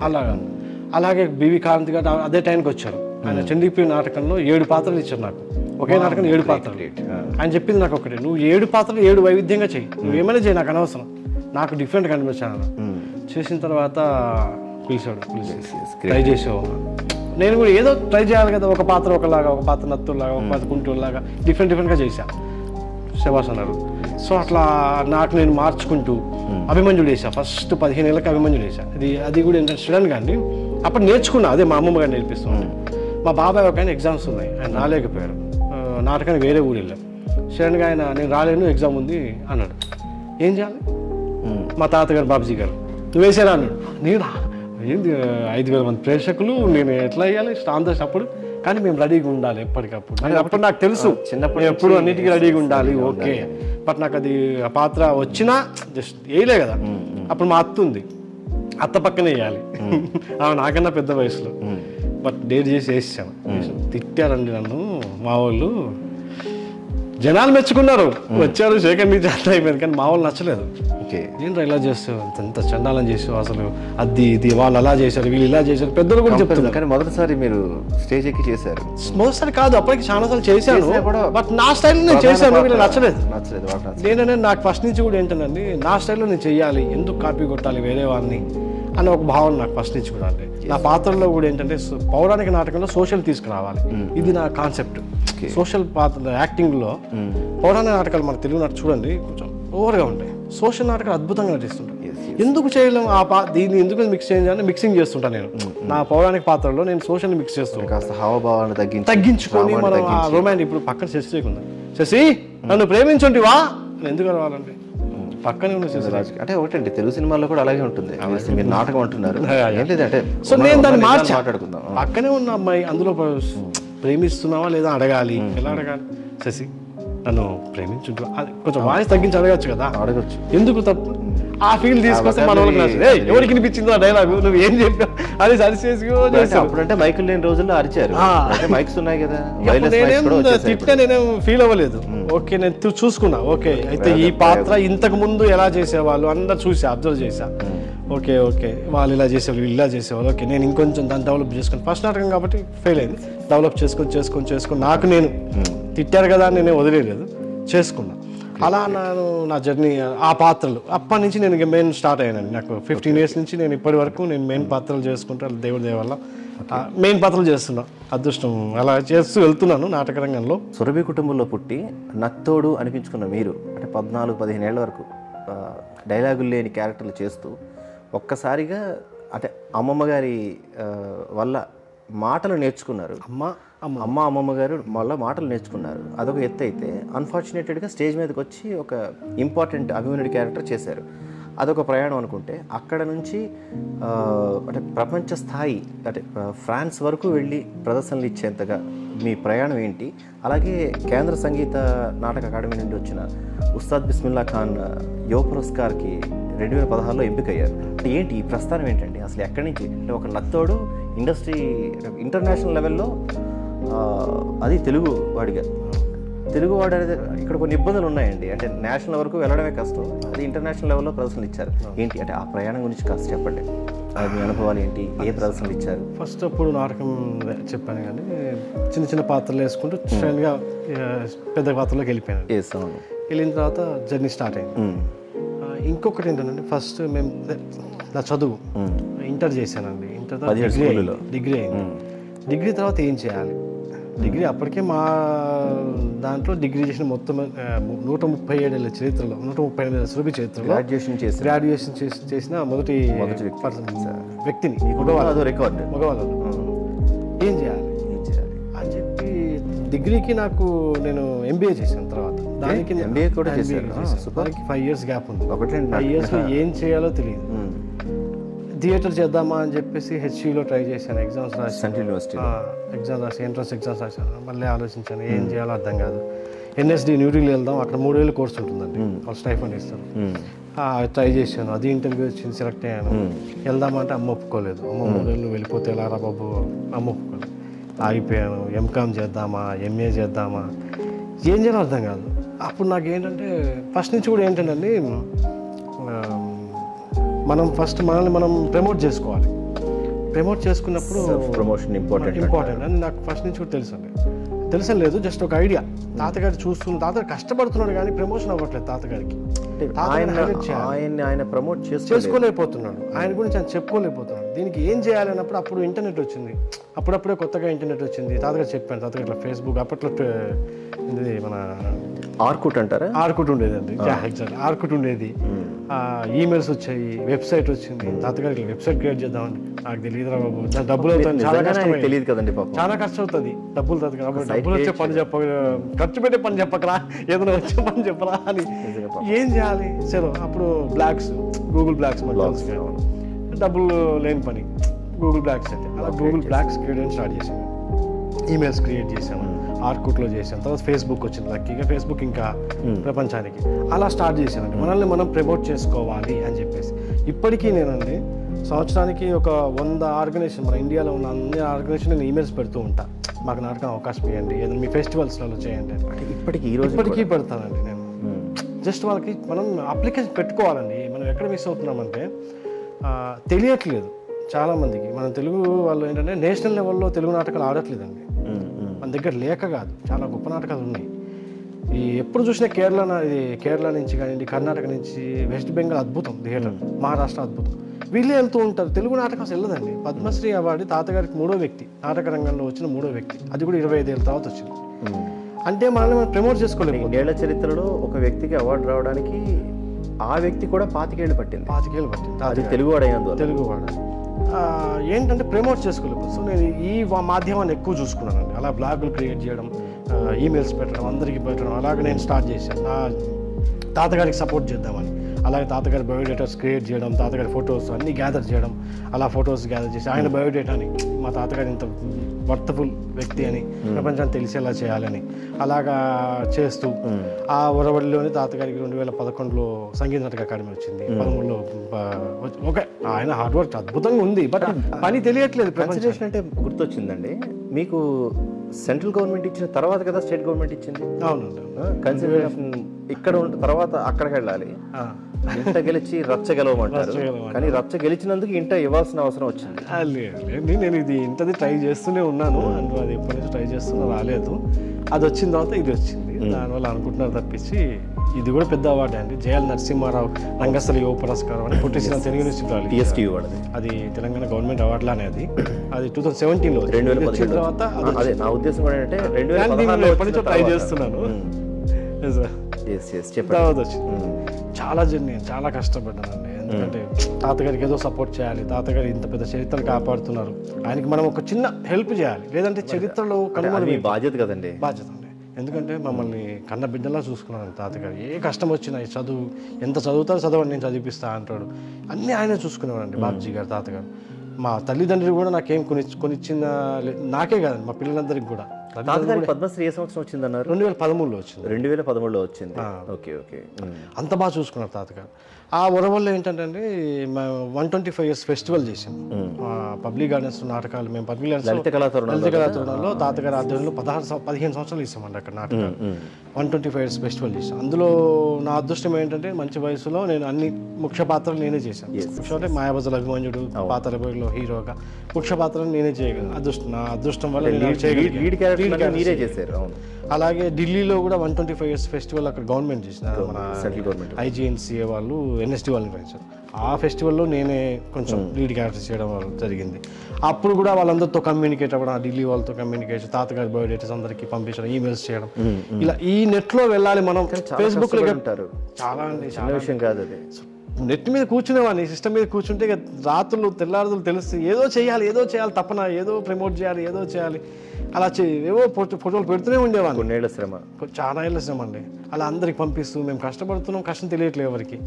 అంటే అవేదో రావాలని ఆశతో నేను ఈ ఉస్తాద్ ఐడెంటిఫై అవ్వాలి కదా, ఉన్నారని తెలియాలి కదా అవార్డు తర్వాత అండి. ఇప్పటికీ నాకు అదే బాధేస్తుందండి. మన తెలుగు నాటక రంగంలో సురభి కళాకారుని అంతగా గుర్తించరు. ఏంటంటే మేము వాళ్ళ నాటకాలు వాళ్ళు పని చేసుకుంటున్నారండి అని అనుకుంటారు, కానీ మేము చేసే సేవ కాదండి. ఇన్ని కష్టాల మధ్య కూడా మీరు ప్రపంచ స్థాయి వరకు ఎలా వెళ్ళగలిగారు? అదే అండి, అదే అది కేవలం మా సమిష్టి కృషి అండి. మా నాటకం మేమందరం కూడా మా నాటకం నేను నేషనల్ అవార్డు నాటకాలన్నీ చూశానండి. వేరే స్టేట్ మనం వేరే స్టేట్లకు వెళ్ళినప్పుడు వాళ్ళ ప్రదర్శన చూస్తాం కదండి. చూసినప్పుడు నాకు అనిపించేది, అరే ఎంత గొప్ప నాటకం మన సురభి నాటకం. అది చూస్తుంటే నాకు అనిపించేది, నాకు ఆ స్థాయి చూస్తే అసలు వాళ్ళ దాంట్లో 10 మంది 6 ఆర్టిస్టులు, మేము 50 మంది, పిల్ల పెద్ద చిన్న పిల్లల నుంచి పెద్దవాళ్ళ వరకు అందరూ ఆర్టిస్టులే, అందరూ యాక్ట్ చేస్తారు. ఒక స్టేజ్ మీద మంట రావాలన్నా, ఒక స్టేజ్ మీద వర్షం పడాలన్నా ఇన్ని స్పెషల్ ఎఫెక్ట్స్తో వేసే నాటకం సురభి నాటకం. మీరు ఏ స్టేజ్ ప్రపంచంలో ఎక్కడైనా చూడండి, సురభి నాటకం మీద ఆ స్టేజ్ మీద చూసిన మీ నాటకం మీరు ఎక్కడ కనబడదు. అదే మాయాబజార్ అంటే నేను చెప్తున్నాగా, నేను మాయాబజార్ చూశాను, నాకు ఇన్ని ఎఫెక్ట్స్ ఉంటాయి నాకు తెలియదు నిజంగా. ఈ ట్రెడిషన్ ఎక్కడ లేదండి. అప్పుడు నాకు కూడా మనం ఇంటర్నేషనల్ స్థాయిలో మనం ఎదగాలి అని చెప్పేసి అన్ని ఇంటర్నేషనల్ స్థాయిలో తాతగారు ట్రై చేస్తూ ఉంటే, తెలుగు నాటక రంగంలో తాతగారు చేసినన్ని ఇంటర్నేషనల్ థియేటర్ ఫెస్టివల్ ఆయన పాల్గొన్నారు. అంటే ఆయన వెనక నేను ఉన్నాను అనుకోండి, ఆయన నాటకాలు నేను ఉన్నట్టే కదండి. అన్ని నాటకాలు ఎవరు పాల్గొన్నారు. మేబీ 200 పైచులకు నేషనల్ ఇంటర్నేషనల్ థియేటర్ ఫెస్టివల్స్లో నాటకాలు మేము ప్రదర్శించాం. భారతదేశం అన్ని అండి, ఢిల్లీ విదేశాల్లో ఒక్కసారి వెళ్ళామండి. 2013లో ఫ్రాన్స్ వెళ్ళాము. అవకాశం ఎలా వచ్చింది? అది ఇదేనండి, ఇది చెప్తున్నాను. బ్లాక్ క్రియేట్ చేశాను నేను. బ్లాక్ క్రియేట్ చేస్తే బ్లాక్ చూసారండి. బ్లాక్లో వాళ్ళు చూసి మాకు ఈమెయిల్ పెట్టారు, ఫ్రెంచ్ వాళ్ళు. మేము ఇట్లా ఫెస్టివల్ చేస్తున్నాం, మీ బ్లాగ్ లో చూసాము. అప్పటికి నేను వెబ్సైట్ అనేది చాలా గొప్పదండి. ఫ్రెంచ్ వాళ్ళ నాటక స్థాయి అనేది సినిమా లెవెల్లో ఉంటుంది. చాలా చాలా చాలా గౌరవంగా అసలు వాళ్ళు ఫ్రెంచ్ నాటకానికి ఒక గొప్ప విలువ ఉంది ప్రపంచంలో. అవును, మనకి లేదని కాదు, గుర్తింపు లేదు. చాలా గ్రేట్ అండి వాళ్ళు. ఫ్రెంచే మాట్లాడతారండి వాళ్ళు, ఇంగ్లీష్ మాట్లాడరు. నాకు ఆశ్చర్యం వేసింది. 1 2 3 రా వాళ్ళకి ఇంగ్లీష్ రాదు, మాట్లాడరు వాళ్ళు. అంటే ప్రపంచం మొత్తం ఇంగ్లీష్ మాట్లాడుతుందని మనం అనుకుంటాం, కానీ కాదండి. ఫ్రెంచ్ కానివ్వండి, అసలు కంప్యూటర్ చూస్తే కంప్యూటర్లో కీబోర్డ్స్ అన్ని వాళ్ళ భాషలో ఉన్నాయి. ఫ్రెంచ్ నేర్చుకోవాలి ఎవరైనా. మాకు 2 నెలలు ట్రైనింగ్ ఇచ్చారు. జర్మనీ అంతే. ఫ్రెంచ్ లో మీరు ఫ్రెంచ్ లోనే మాట్లాడాలని మాకు కూర్చోబెట్టి ఫ్రెంచ్ లో బాగా ట్రైనింగ్ ఇచ్చారు. ఇంగ్లీష్ మాట్లాడరు వాళ్ళు, 1 2 3 చెప్పరు వాళ్ళు అనేసి అట్లా. అది వెబ్సైట్ ఒకటి క్రియేట్ చేశాను, surbhitheatre.com అని. అప్పుడు అది వెబ్సైట్ ఒకటి చూశారు వాళ్ళు, చూసి కాంటాక్ట్ అయ్యారు. అప్పుడే మేము 125 ఫెస్టివల్ చేసాం. అలా వాళ్ళకి కొంచెం రీచ్ అయ్యాం. వాళ్ళు నాకు ఈమెయిల్ పెట్టారు, ఇట్లా మేము వద్దాం అనుకుంటున్నాం, ఎక్కడ అంటే రండి అని చెప్పేసి ఈమెయిల్ పెట్టాను. వెంటనే వచ్చేసారు వాళ్ళు. వచ్చేసి మా టీం 2 సంవత్సరాలు అబ్జర్వ్ చేశారు. 2 years ప్లాన్. అంటే 2013లో తీసుకెళ్తే వాళ్ళు 11లో వచ్చి పాస్పోర్ట్లు తీసుకోండి, అవి చేయండి, ఇవి చేయండి అని చెప్పేసి ఎంత ప్లానింగ్గా చేశారండి. చాలా ఖర్చు పెట్టారు వాళ్ళు. మా రమణాచారి గారు, ఆయన దయ. ఎందుకంటే ఇక్కడ నుంచి కొన్ని ఖర్చులు, పాస్పోర్ట్ తీయాలని డబ్బులు కావాలి, ఇవన్నీ కూడా ఆయన ఒక ఆయన కొంచెం అంటే కళలు అంటే ఇష్టం ఉన్న చాలా అసలు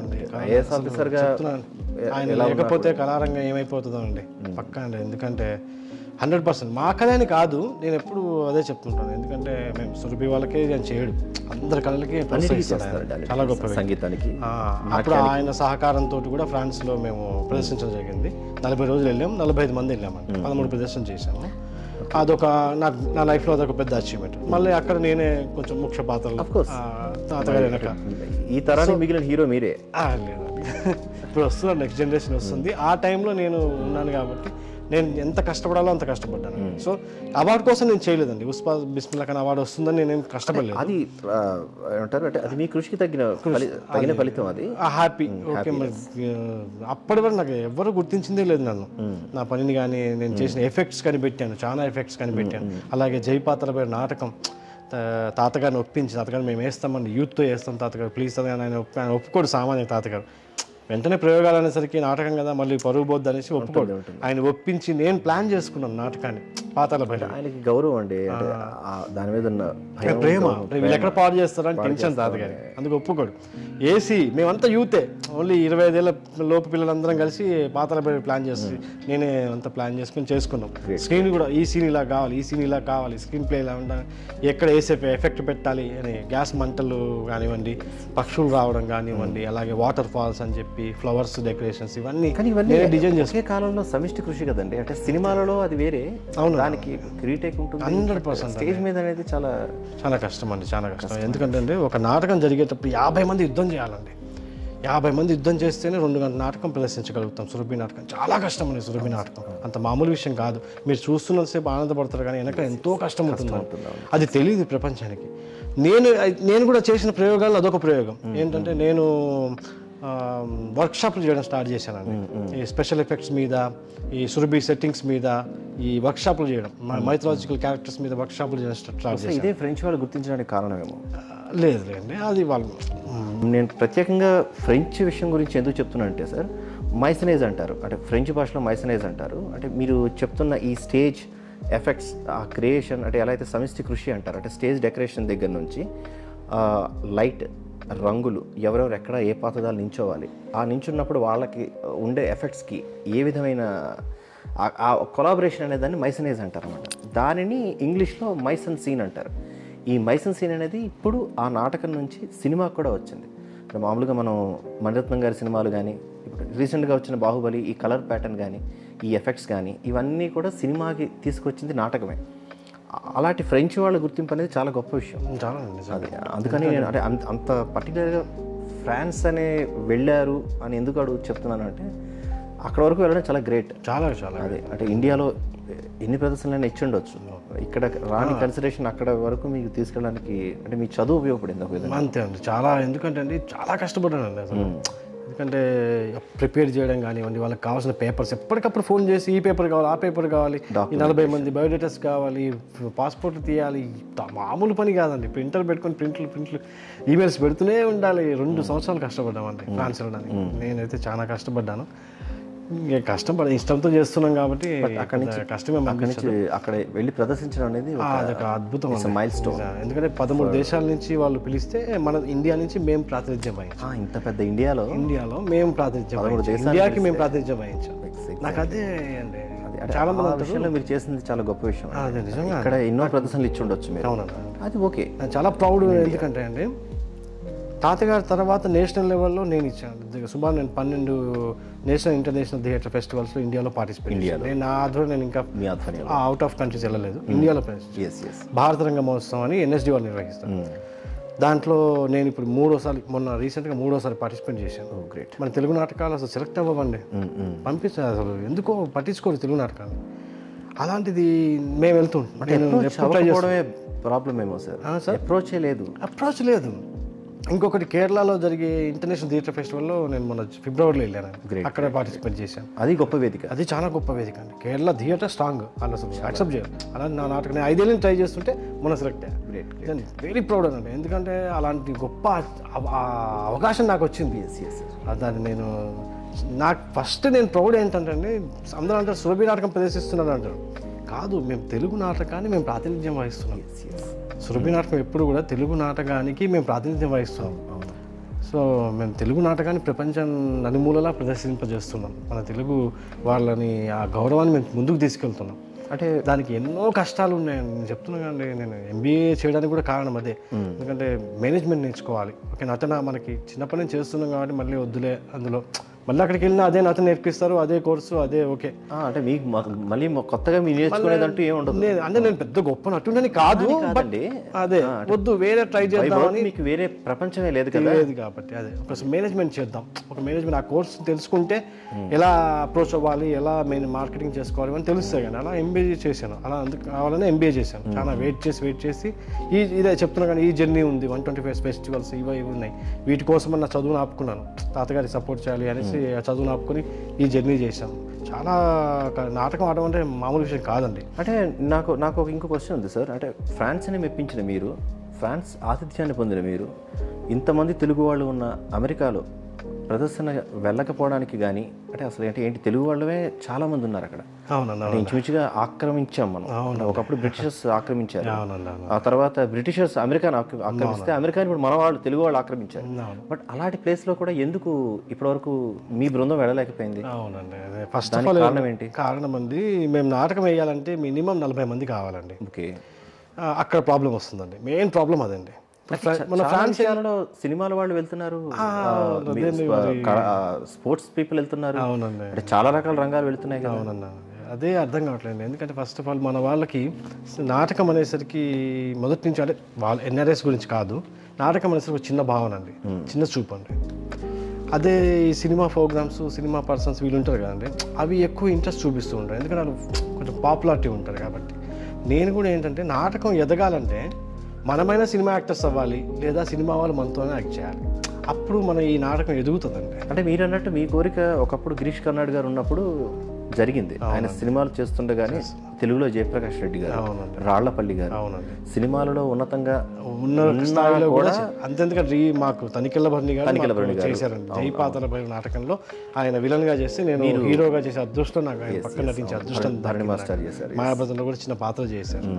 నేను అనేది అదే అండి, ఎందుకంటే ఇప్పుడు ఎన్ఆర్ఐ వాళ్ళు ఉన్నారు, కొంచెం డబ్బులు ఖర్చు ఎక్కువ అవుతుంది, బట్ ఈ కళని వాళ్ళకి తీసుకెళ్ళాలంటే ముందు వాళ్ళు ఇంట్రెస్ట్ చూపించాలి, దీనికి ఖర్చు పెట్టాలి, వీళ్ళందరినీ తీసుకెళ్ళాలన్న ముందు వాళ్ళకి ఆ భావన కలిగితే. ఎందుకంటే వద్దు ఏంటో నేను చెప్తాను, మళ్ళీ వాళ్ళు బాధపడతారేమో చెప్తే, ఎందుకంటే ఫస్ట్ వాళ్ళకి ఇంట్రెస్ట్ ఉండాలి, తీసుకెళ్ళాలి, దీనికోసం వెళ్తురు కానీ ఇక తప్ప. ఎందుకంటే సినిమా ప్రోగ్రామ్స్ వాటికి పెడుతున్నారు కదా, దాంట్లో సగం ఖర్చు మేబీ అవుతుందేమో మాకు, తొందరగా వెళ్ళాలి, సగం ఖర్చు అవుతుందేమో మాకు, అంతేనండి. సో వాళ్ళు పిలిస్తే ఖచ్చితంగా వెళ్తామండి, కానీ చాలా మంది ట్రై చేశారండి, బట్ కాకపోతే ఈ 40 మంది దగ్గరే ఆగిపోతున్నాం. ఇంతమందికి పర్మిషన్ మాకు దొరకదండి అనేసి చాలా మంది, ఎందుకంటే కూచిపొట్ల ఆనంద్ గారు అని సిలికాన్ ఆంధ్ర ఆయన చాలా ట్రై చేశారు, ఆయన ఫస్ట్ ట్రై చేసిన వ్యక్తి, ఆయన చాలా ఏళ్ళ ట్రై చేస్తున్నారు ఆయన, బట్ ఈ 40 మంది దగ్గర దొరికిపోతున్నాం. ఇంతమంది లేకపోతే ఆడే వేస్ట్ అండి నాటకం, 10 మంది 20 మంది ఆడే నాటకం కాదండి అసలు.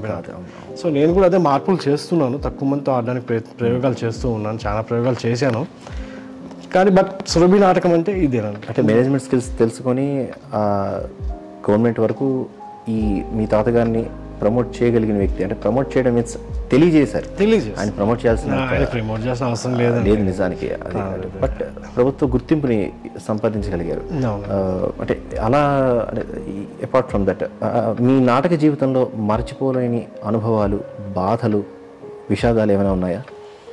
బాధలు మర్చిపోలేని సంఘటన అంటే హ్యాపీయెస్ట్ సంఘటన, నేను నాటకం నటునుగా నేను ఎదగాలి, యాక్టింగ్ చేస్తూ ఉన్నప్పుడు నేను పాతాళ భైరవ నాటకం అండి, నేను బాగా ప్లాన్ చేసుకున్నాను. నేను మా యూత్ అందరూ యూతే అంత కుర్రోళ్ళతో చేద్దాం ఎంజాయ్మెంట్గా ప్రాక్టీస్ స్టార్ట్ చేసి ఒక 20-30 ప్రదర్శన చేస్తాం.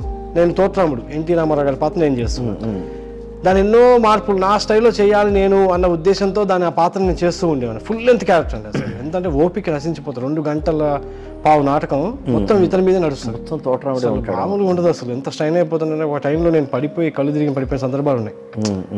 అంత బాగా చేయాలి ఆ పాత్ర అనేసి కసిగా చేయాలని చేసేస్తుంటా, ఎనర్జెటిక్గా చేయాలని చేస్తూ ఉంటా. చేసినా ఎవరు మెచ్చుకోరు, వచ్చి ఏంటి ఎన్టీఆర్ రామారావు ఆ సీన్లు ఇలా చేస్తే నువ్వు ఇలా చేసావు, ఆయన ఇలా చేసావు, అందరూ ఆ పాత్రకి కంపారిజన్ నాకు కొంచెం ఎంతో బాధ అనిపిస్తుంది. అయినా ఓకే మన స్టైల్ మనం చేద్దాం అనేసి నా ప్రయత్నం నేను చేస్తూనే ఉన్నా. చేస్తుంటే ఒక్కసారి చాట్ల శ్రీరాములు గారు యూనివర్సిటీకి వైస్ ఛాన్సలర్గా చేశారు కదా, చాలా గొప్ప వ్యక్తి అండి చాట్ల శ్రీరాములు గారు, విమర్శకుడు కూడా ఆయన, చాలా గొప్ప విమర్శకుడు, ఎవరిని మెచ్చుకోడు, ఏ నాటకాన్ని మెచ్చుకోడు, మామూలుగా మెచ్చుకోడు, అంత చాలా గొప్ప వ్యక్తి. నాగార్జున గారు, వెంకటేష్ గారు వీళ్ళందరూ ట్రైనింగ్ ఇచ్చిన వ్యక్తి ఆయన, వెంకటేష్ గారికి వాళ్ళకి అంత గొప్ప వ్యక్తి ఆయన. ఆయన జయపాతల నాటకం చూసి నన్ను పిలిచారు, నాటకం అయిపోగానే నన్ను పిలిచారు, నాన్న తాతగారు చెప్పండి, తాతగారు అనేవాళ్ళు, తాతగారు చెప్పండి, తాతగారు అరే నీ పాత్రలో నువ్వే కనిపించావురా, నాకు రామారావు గారు అంతకన్నా ఏం కావాలి, ఎవరో కన్సిడరేషన్. మా వాళ్ళందరూ మా నాన్నగారు అయితే పక్కన ఒరే ఏంట్రా అంత వ్యక్తి నిన్ను పొగిడాడా, చాలా గ్రేట్, వెంటనే పర్సు నుంచి ఒక 100 రూపాయలు తీసి ఇచ్చాడు. అంత మా నాన్నగారు అయితే అసలు ఎంత ఆనందమో, ఏంట్రా ఆయన నిన్ను మెచ్చుకున్నాడా, అసలు చాలా గ్రేట్ అంటే నాకు మెచ్చుకోడు, అసలు ఆయన నాకు మెచ్చుకున్న విషయం కాదు, నేను పడ్డ కష్టం ఆయన ఒక్కరు గుర్తించారు. అంటే నేను ఆ పాత్ర ఆయనలా చేయకూడదు అని కంపారిజన్ లో లేరండి, అంటే మీ అంటే ఒరిజినాలిటీ ఏంటనే దాన్ని ఆయన మెచ్చుకోగలిగారు. నేను పడుతున్న కష్టం ఆయన ఒక్కడు గుర్తించాడు, నీ పాత్ర నువ్వే కనిపించావా, నాకు ఆయన కనబడలేదు అంటే కొన్ని కాపీ కొట్టాను రామారావు గారి గురించి నేను నించున్నాను, but most of the character నేను డిజైన్ చేసుకుని నేను చేసింది ఆయన ఒక్కడు గుర్తించాను. అదొకటి happiest moment in my life అండి. అవార్డు వచ్చినప్పుడు వీటన్నిటికన్నా అది పెద్ద అవార్డు అండి, నాకు నా జీవితంలో ఎప్పుడు మర్చిపోలేదు. అంటే మీ అంటే ఇలా సురభి కమలాపై గారు స్టేజ్ మీద పుట్టినట్టు అలాంటి సంఘటనలు ఏమైనా మీకు అంటే బాధాకరమైన విషయాలు కానీ, ఒక కుటుంబంలో నాటకం జరుగుతున్నప్పుడు జరిగిన సంఘటనలు కానీ ఏమైనా ఉన్నాయండి? చాలా సంఘటనలు ఉన్నాయి, కానీ మోస్ట్ అండి మా తాతగారు అండి భోజరాజు గారు చాలా గొప్ప నటుడు అండి, చాలా మామూలు నటుడు కాదండి ఆయన. అసలు అంత గొప్ప నటుడు. ఆయన పాతది బాలనాగం నాటకం అవుతుందండి, ఆయన సీన్ అయిపోయింది, ఆయన సడన్గా బయటికి వెళ్ళారు, స్టేజ్లో బయటికి వెళ్ళి అక్కడ మెట్లు ఉన్నాయి, మెట్ల నుంచి కింద పడ్డారు. సడన్గా మెడ దగ్గర నరాలు బోన్ ప్యాచర్ అయింది, పడిపోయాడు. నాటకం అవుతుంది, తీసుకొచ్చాము, మళ్ళీ ఇచ్చినాము, ఆ పాత్ర వేరే అతను చేశారు, అది అయిపోయింది. అక్కడ నుంచి హాస్పిటల్ చేర్పించేసి మళ్ళీ నెక్స్ట్ రోజు నాటకం, మాయాబజార్ నాటకం. హాస్పిటల్లో చేర్పిస్తే వాళ్ళు ఆపరేషన్ చేస్తే 90% ఛాన్స్ చనిపోతారు, 10% బతికే ఛాన్స్ ఉంది ఆపరేషన్ చేస్తే. లేదు మీరు తీసుకెళ్ళిపోతే తీసుకెళ్ళిపోండి, ఎంతకాలం ఉంటే అంతకాలం ఉంటానంటే తాతగారు ఒప్పుకోలేదు. లేదు నాకు అలాంటి చావద్దు, ఆపరేషన్ చేయండి. నేను అట్లా చేతులు కాలు పడిపోయి, నేను ఇలాంటి చావు నాకు వద్దు. ఎంత మంచి చాలా గొప్ప నటుడు అండి నిజంగా. నేను ఆయన మనవన్నందుకు నా జన్మ ధన్యం. అంత గొప్ప నటుడు ఆయన మా తాతగారు. అన్ని అలాంటి వ్యక్తి అక్కడ ఆపరేషన్ అవుతుంది. మేము ఇక్కడ నాటకం స్టార్ట్ అయింది, మాకు తెలిసిపోయింది 90% తాతగారు చచ్చిపోతారు, మాకు తెలిసిపోయింది. ఆ బాధలో మేము మా ఫ్యామిలీ అంతా కదండి, మా నాన్న నలుగురు అన్నదమ్ములు, మా నాన్నలు, మా పిన్నులు ముగ్గురు, మేమంతా అక్క చెల్లెలు అందరికీ తెలుసు తాతగారు చచ్చిపోతారని. అసలు ఆ నాటకం చేశామండి ఆ ప్రదేశన. మా తాతగారి బాబుజీ గారు అని చెప్పాను కదా, తమ్ముడు అవుతారు, తాతగారికి తమ్ముడు అవుతారు. ఆయనకి పిల్లలు లేరు బాబుజీ గారికి, మేమంతా ఆయన పిల్లలని. ఆయనకి తెలిసిపోయింది, ఫోన్ వచ్చేసింది ఆయన చనిపోయారని, కానీ మాకు చెప్పలేదు. మాకు ఆయన ఫేస్ చూస్తుంటే మాకు అర్థమైపోయింది. అదే బాధలో వేసేసాం నాటకం ఆగకూడదు. అయిపోయిన తర్వాత తాతగారు చనిపోయారని చెప్పారు. అది ఆ నాటకం నేను ఎప్పటికీ మర్చిపోలేను జీవితంలో. ఎందుకంటే అక్కడ ఎందుకంటే చాలా గొప్ప వ్యక్తి మా తాతగారు. అలాంటి వ్యక్తి అలా చనిపోయాడు తెలుసు, ఇంకా నాటకం వేయాలి, అలాంటి రోజు మళ్ళీ రాకూడదు. అంటే ఇది ఒక నాటకీయ ఉన్న సంఘటన, అంటే నిజమైన జీవితంలో జరిగిన ఎన్నో ఉన్నాయండి. ఆటుపోట్లు మా పూర్వీకులు ఎన్ని ఎదుర్కొని ఉంటారండి. మా నాన్నమ్మ గారు వాళ్ళ కొడుకు చనిపోయాడు అంటే, నాటకం అవుతుంటే కొడుకు చనిపోయాడు అని చెప్తాను. ఏంటండి ఇంత పిచ్చి ఏంటండి? ప్రేమ నిజంగా చెప్తున్నా కానీ నాటకం ప్రేమ కేవలం. నాకైతే ఏంటంటే చరిత్రని కాపాడాలండి, కాపాడాలన్న ధ్యేయంతో నేను ఒక లెగసీని కాపాడుకోవాలండి. అది సరే, అంటే క్రిష్ గారి దగ్గరికి వెళ్ళడం ఎలా జరిగింది? అంటే సినిమా రంగానికి రావడానికి ప్రయత్నిస్తున్నారు, వచ్చారు కూడా, ఒప్పుకుంటాను. క్రిష్ గారి దగ్గరికి ఎలా? ఆయనే వచ్చారండి ఫస్ట్ ఆఫ్ ఆల్. సురభి నిజంగా ప్రతి ఊర్లో కూడా సురభి అనేది తెలిసింది అంటే ఒక టైంలో అండి కృష్ణవంద జగద్గురు మూవీ అండి. నేను చెప్తున్నా కదండి, ఒక నాటకం ఫేమస్ అవ్వాలంటే సినిమా వాళ్ళైనా మనతో యాక్ట్ చేయాలి, లేదా మనమైనా సినిమా యాక్టర్స్ అవ్వాలి. అందుకే అడిగాను, ఎందుకంటే సినిమాకి మించిన అది లేదండి, రీచ్ లేదండి, అంతకు మించింది లేదు. సో ఆయన కృష్ణవంద జగద్గురు మూవీ తీయడం వల్ల చాలా మందికి తెలిసింది. ఎప్పుడైనా మేము ఇప్పటికీ మేము బయటికి వెళ్ళి మేము సురభి వాళ్ళమని అంటే, సురభి వాళ్ళ ఎవరైనా కృష్ణవంద జగద్గురు మూవీ చూసారా అని, అందులో రానా చేసిన కృష్ణ సురభి వాళ్ళు మీరేనా అంటారు. అట్లా అంత బ్రాండ్ అయిపోయింది ఆ సినిమా. సో ఆ సినిమాకి వచ్చినప్పుడు ఆయన మా థియేటర్లో తీశారు. అప్పుడు నాంపల్లిలో ఉన్నప్పుడు తాతగారు మీ దగ్గర ఇన్పుట్స్ తీసుకొని అది ఎలా ఉంటుంది ఆ స్టేజ్ డెకరేషన్, ఎందుకంటే జరుగుతున్నది గోవిందరావు గారి స్టోరీని తీసుకున్నారు. గోవిందరావు గారు దత్తత తీసుకున్నాం మా స్టోరీలో. అదే స్టోరీని ఇందులో నానాని ఒక నాటక సంస్థ వాళ్ళు దత్తత తీసుకున్నారు, బీటెక్ బాబు దత్తత తీసుకుంటారు. సార్ అయితే నాతో ఒక అర్ధగంట ఇంటర్వ్యూ తీసుకున్నారు. ఏంటి నీ లైఫ్, నువ్వు అప్పుడు నేను MBA ఫస్ట్ ఇయర్ చేస్తున్నా, ఏంటి నువ్వు ఏంటి అనుకుంటున్నావు, ఏంటంటే నన్ను నా మైండ్ సెట్ అంతా నటించారు, అందులో నటించాను. లక్కీగా అందులో ఫస్ట్ పాత్ర నాకు లైఫ్ సినిమా జన్మనిచ్చింది కృషి గారు అండి. థ్యాంక్స్ ఆయనకి. అలా కూడా అంటే చూసారా, మీకు సినిమా రంగం ప్రవేశం కూడా నాటకం ద్వారానే జరిగింది. నాటకం ద్వారానే జరిగింది ఎగ్జాక్ట్ అండి. ఎందుకంటే సినిమా వెళ్ళాలి, అసలు సినిమా ఉంటుంది అసలు ఆలోచన లేదండి. అది కూడా జీవిత పాత్ర మీరు వేసేదే కానీ స్క్రీన్ మీద కూడా నాటకం పాత్రలో నేను నటించిన ఫస్ట్ పాత్ర అదే చేశాను. అది కూడా పెద్ద పెద్ద వ్యక్తులు, కోట గారు, ఆయన నాటక లెజెండ్ అండి. యాక్చువల్గా నాటకాల నుంచి వచ్చిన రఘుబాబు గారు, రానా, వీళ్ళంత పెద్ద మందితో నేను ఒక్కడిని కర్ణుడి పాత్ర చేశాను. అది నాకు ఫస్ట్ సినిమా రంగంలో అదండి. ఆ తర్వాత మళ్ళీ నేను ఒక 5 years ట్రై చేశానండి. బట్ కాకపోతే అంత ఫస్ట్ నుంచి కూడా నాకు దీంట్లో ఉన్న సాటిస్ఫాక్షన్, నాటకంలో ఉన్న సాటిస్ఫాక్షన్ అందులో దొరకదని కాదు, ఇందులో మన లైఫ్ ఉంది కదా, ఇది మనమే చేయగలం, ఈ నాటకం మనమే చేయగలం. మీరు అన్నట్టు సురభికి మనం ముందుకు తీసుకెళ్లాలంటే ఏం చేయాలంటే ఫస్ట్ మన నెక్స్ట్ జనరేషన్కి అండి నేను చాలా ప్రయోగాలు చేసామండి. చిన్నపిల్లలతో బాలమాయాబజార్ అని ఒక నాటకం వేయించాం, నేను చేసాను. అది 9 ప్రదర్శనలు ఇచ్చాం, ఢిల్లీలో ఇచ్చాం. ఢిల్లీలో కూడా ఇంటర్నేషనల్ థియేటర్ ఫెస్టివల్ ఇచ్చాం. తెలుగు నాటకం వెళ్ళలేదు ఇప్పటిదాకా, పిల్లల నాటకం జస్ట్నే బచ్పన్ అని చెప్పి దాంట్లో చేసామండి.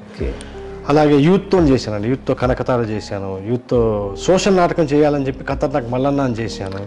సోషల్ నాటకం కూడా చేశారా మీరు? Okay okay. యువ నాటకోత్సవం, తెలంగాణ యువ నాటకోత్సవంలో రవీంద్ర భారతిలో ప్రదర్శించాం. అలాగే 40 మంది మహిళలతో ప్రదర్శన చేసామండి. కామెడీ, ఆడవాళ్ళు కామెడీ చేస్తే చాలా తక్కువ అండి. అలాంటి 2 మహిళలే కష్టం, అలాంటి 40 మంది మహిళలతో మా మిస్సెస్ హారిక వర్మ తన దర్శకత్వంలో సాధారణమైన నాటకం చేసామండి. కాంతామతి అని రవీంద్ర భారతిలో చేసాం.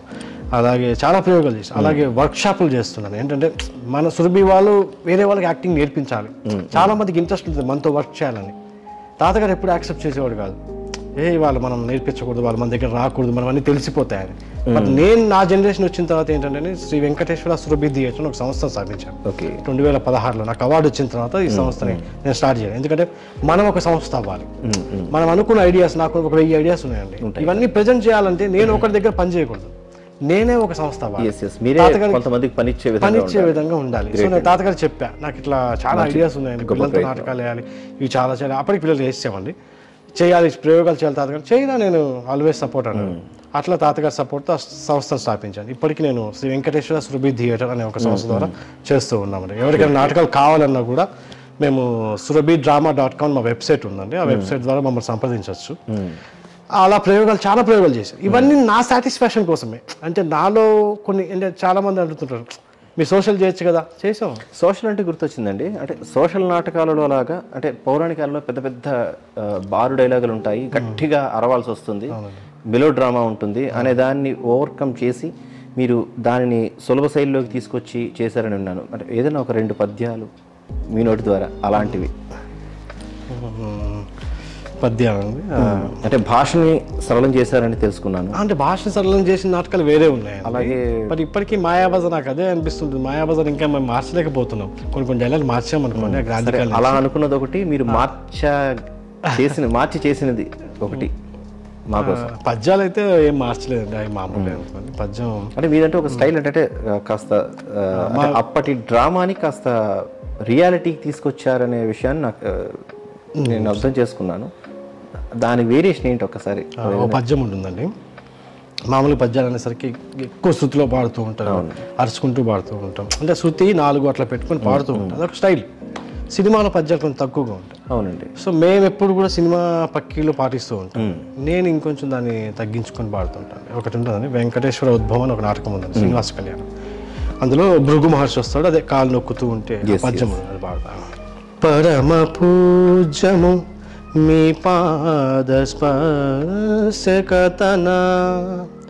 నాదు వక్షమే కాదు నన్నంటియుండు, కౌస్తుభము సిరి వైకుంఠ గణమదెల్లా, పావనం బాయే రుణమును బాపుటెటులో,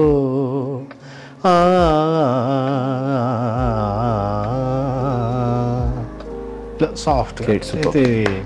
సంగీతం వేరే అండి, రామ్మోహన్ గారు మా ఆయన చేశారు సంగీతం. మీరు బాగా పాడుతున్నారే, గొప్ప. అంటే అన్ని కలిసి ఉంటాయి కదండి. నాటకం అంటే కష్టం, నాటకం అనేసరికి పద్యాలు ఉంటాయి, పాటలు ఉంటాయి, భాష, సంగీతం. అవునండి, అన్ని రకాల నాటకం చాలా గొప్పదండి. నాటకంలో సురభి నాటకం చాలా కష్టం అండి. ఎందుకంటే ఇప్పుడు వేరే దగ్గర చూసుకోండి, పద్య నాటకం అంటే పద్యాలే ఉంటాయి, సోషల్ నాటకం సోషల్ ఉంటుంది, వేరే నాటకం నృత్యం నృత్యం ఉంటుంది. కానీ సురభిలో అన్ని మిక్సింగ్ అండి. ఇవి కాకుండా స్పెషల్ ఎఫెక్ట్స్ ఉంటాయి, కథలు ఇవన్నీ ఉంటాయి సార్. సో నేను అంతర్జాతీయ వేదికల్లో ఆడేటప్పుడు ఎప్పుడు సురభి నాటకం ఆడతాను. నా సాటిస్ఫాక్షన్ కూడా నేను ఎన్నో ప్రయోగాలు చేశాను. అంటే వర్క్ షాప్స్ కూడా చెప్తున్నామండి, ఎవరైనా జాయిన్ అవ్వాలనుకుంటే మమ్మల్ని కాంటాక్ట్ అవ్వచ్చు. అదే సురభి డ్రామా వెబ్సైట్ ద్వారా. సురభి డ్రామా కొత్త వాళ్ళకి work shop acting first time అన్నట్టు మేము యాక్టింగ్ నేర్పించాం, అలాంటివి నేను ప్రయోగం చేస్తున్నాను. అలా రీసెంట్గా స్వయంవరం అని ఒక కామెడీ నాటకం చేశాను. అంటే జానపదమే, వాళ్ళకి పౌరాణిక మీరు ఎక్కడ చూడండి వర్క్ షాప్లలో సోషల్ ఇంగ్లీష్ నేర్పిస్తుంటారు, నాటకాలు హిందీలో చెప్తారు. ఈ మైథలాజికల్ నాటకం నేర్పారు, మేము అవి నేర్పిస్తున్నాం. తెలుగు మీద భాష రావాలని అలాంటి ప్రయోగాలు చేస్తున్నాను. ఇంకో ముఖ్యమైన ప్రయోగం నేను చేసిన దాంట్లో నాకు ఏంటంటే, రండి నాటకం అయిన తర్వాత నేను ఆడియన్స్ పిలుస్తాను, పిలిచి చూడండి మా కష్టం చూడండి. తాతగారు ఇప్పుడు పర్మిషన్ ఇచ్చేవాళ్ళు కాదు, ఎవరిని కూడా లోపల రానిచ్చేవాళ్ళు కాదు. ఎందుకంటే మొత్తం కరెంటు వైర్లు ఉంటాయి, ప్రమాదాలు జరుగుతాయి, ఇలాంటి కటన్స్ ఉంటాయండి, 40-20 కటన్స్ ఉంటాయి. అవునండి, వెనక మారడం అనేది సెకండ్స్ లో సెట్టింగ్స్ మారిపోతాయి, ఇలాంటి భారీ సెట్టింగ్లు ఉంటాయి. సో ఇలాంటి అందుకని ఎవరిని ఎలా చేయరు. కానీ నేనేంటంటే వర్క్షాప్లు చెప్తుంటా, రండి తెలుసుకోండి. ఎందుకంటే ఇప్పుడు జనరేషన్ మారిపోయిందండి, చిన్నప్పట్లో లేదు. చిన్నప్పుడు ఇట్లా మేబీ ఒక ఫర్ ఎగ్జాంపుల్ గడోజగడు ఇలా చేయి చూపిస్తే ఒక పాట్ వచ్చేసి అతనికి కొండ వచ్చి ఆయనకి నీళ్ళు ఇస్తుంది, తాగేస్తారు, ఇలా అనగానే మరి వెళ్ళిపోతుంది. చిన్నప్పుడు అదొక మనకు వింత. ఇప్పుడున్న జనరేషన్ పిల్లల్ని పిలిచి ఎలా వచ్చింది రాదంటే ఏముంది అంకుల్ రిమోట్ నొక్కాడు అది వచ్చేసింది, రిమోట్ నొక్కితే వెళ్ళిపోయింది అంటున్నారు. కాదు రా, రిమోట్ కాదు, మాన్యువల్గా చేస్తున్నాం మేము. ఒక 4 వ్యక్తులు కోఆర్డినేషన్తో కష్టపడి లైటింగ్ ఇవన్నీ మిక్సింగ్ చేస్తే కష్టపడి చేసిన ఎఫెక్ట్ అది మాన్యువల్గా. ఎలా చేస్తుంది రా, నువ్వు తెలుసుకో, నువ్వు చేయగలవా, చెయ్యి. అందుకని నేను వర్క్షాప్ చెప్తుంటానండి, తెలుసుకోవాలి. ఇవన్నీ రికార్డ్ చేసి ఏమైనా మీరు పెట్టే ప్రయత్నం చేశారా? లేదండి, రికార్డు చేసే ప్రయత్నాలు ఏం చేయలేదు అసలు. మీరు అన్నట్టు నేర్పించే ప్రయత్నం అయితే చేస్తున్నాను, వాళ్ళు తెలుసుకునే ప్రయత్నం చేస్తున్నారు. ఎందుకంటే నా అభిప్రాయం ఏంటంటే వాళ్ళకి ఎన్ని తెలిసినా వాళ్ళు చేయరండి. ఒక మంట సృష్టించాలన్నా, ఒక వర్షం సృష్టించాలన్నా తెలుసుకుంటారు, బట్ వేరే స్టేజ్లో చేయలేరండి. నేనేమంటానంటే మీరు అంటే ఒక కుటుంబంగా ఒక యూనిట్గా చేస్తున్న పనులని వేరే వాళ్ళు చేయడం ప్రమాదకరం చేయలేరు, ఇంపాసిబుల్. ఒకవేళ ప్రయత్నించినా మీరు అన్నట్టు ప్రమాదకరం. ఎందుకంటే మేము 50 మంది ఆ ప్రమాదం జరగకుండా అంత చిన్న పిల్లలకు కూడా తెలుస్తుంది. క్రాఫ్ట్ ఏంటంటే అది ఒక అందరూ కలిసి చేయాల్సిన అవునండి ఇది. ఎందుకంటే చిన్న పిల్లలకు కూడా ఎక్కడ కట్టన్ పడుతుంది, ఎక్కడ ఏమొస్తుంది ఇవన్నీ తెలుస్తుంది, బాగా తెలిసిన చాలా ఉంటుంది అన్నట్టు. అందుకని ఏంటంటే అది వేరే వాళ్ళు మాలో ఎక్కువగా కలవలేరు అన్నట్టు, మా నాటకాలకు రాలేరు. సో అందుకని నేను అదే ప్రయత్నిస్తున్నాను, రండి మాతో నేర్చుకోండి, మాతో పాటు యాక్టింగ్ చేయండి. సార్, ఇంత కృషి చేస్తున్న మీరు అవార్డు కూడా తీసుకున్నారు, బట్ కరోనా సమయంలో ప్రపంచం మొత్తం స్తంభించిపోయింది. ఆ సమయంలో మీ నాటకానికి పరిస్థితి ఏంటి? అప్పుడు ఎవరి నుంచి ఏ సహాయాలు అందాయి? నిజంగా అండి, మా ఒక చరిత్ర చూసుకుంటే అండి, ఈ కరోనా ముందు సురభి, కరోనా తర్వాత సురభి అనొచ్చండి. ఎందుకంటే జీవితాలన్నీ తల్లకిందులు అయిపోయాయండి కరోనాలో. నాట్ ఓన్లీ సురభి, మాదొక్కటే కాదండి, మొత్తం కళాకారులు అందరి జీవితాలు మారిపోయాయి. అంటే సినిమా రంగం అంటే అంటే దాని అంటారు పారిశ్రామికంగా కూడా అంతా ఒక్కసారి కొలాప్స్ అయింది. అదే అంటే మీరేమి సొమ్ములు దాచుకున్న వాళ్ళు కాదు, ఇన్వెస్ట్మెంట్స్ లేవు. ఆ నాటకం మీద బతుకుతూ వచ్చిన వాళ్ళకి ఒక్కసారి అలా క్లోజ్ అయినప్పుడు అప్పుడు ఏంటి మీ పరిస్థితి? ఏమైంది పరిస్థితి? ఇంకా ఇది ఆడితే గానీ జీవితం లేని, ఆడితే గానీ డొక్కాడదనే పదానికి నాటకం ఆడితే గానీ జీవితం లేని బతుకులు అసలు చాలా కష్టం పడ్డామండి.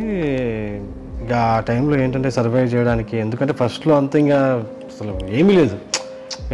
ఎంత ఘోరం అంటే పరిస్థితి చెప్పడానికి అసలు చెప్పలేమండి, అంత దారుణమైన పరిస్థితులు. అందరు బయటకు వెళ్ళి సరుకులు తెచ్చుకుందామన్నా లేదు, అంత స్ట్రక్ అయిపోయింది, అందరూ తెలిసిందే జీవితాలండి. అలాంటి టైంలో అండి రానా గారు అండి, మన హీరో రానా గారు, కృష్ణ గారి పుణ్యమా అని కృష్ణవంత జగదులు మూవీ తీయడం వల్ల ఆయనకి మా మీద మా లైఫ్ తెలుసు కాబట్టి ఆ అభిమానంతో ఆయన సురేష్ బాబు గారు, వెంకటేష్ బాబు గారు వాళ్ళు రామానాయుడు చారిటబుల్ ట్రస్ట్ తరఫున ఒక 5 లక్షల రూపాయల సరుకులు అండి. ఎందుకంటే డబ్బులు మేము అడగలేదు, కరోనాలో అసలు డబ్బు విలువ లేదండి,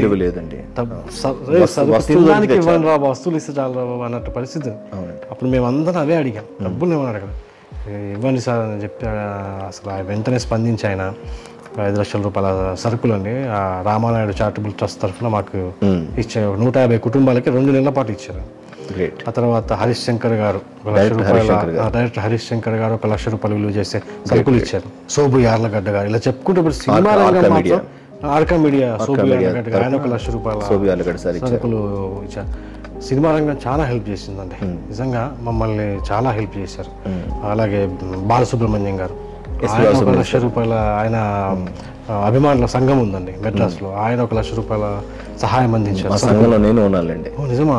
సూపర్. అదే నిజంగా చెప్పాలంటే అలాగే చాలా మంది ఇక్కడ ఉన్న ప్రముఖులు కానీ కొంతమంది వాళ్ళు కూడా అందించారు. బట్ కాకపోతే 1 సంవత్సరం వరకు ఓకే, తర్వాత ఏంటి లైఫ్ అని ఆలోచించి ఆన్లైన్ ద్వారా నాటకాలు ఆడడం ప్రారంభించామండి.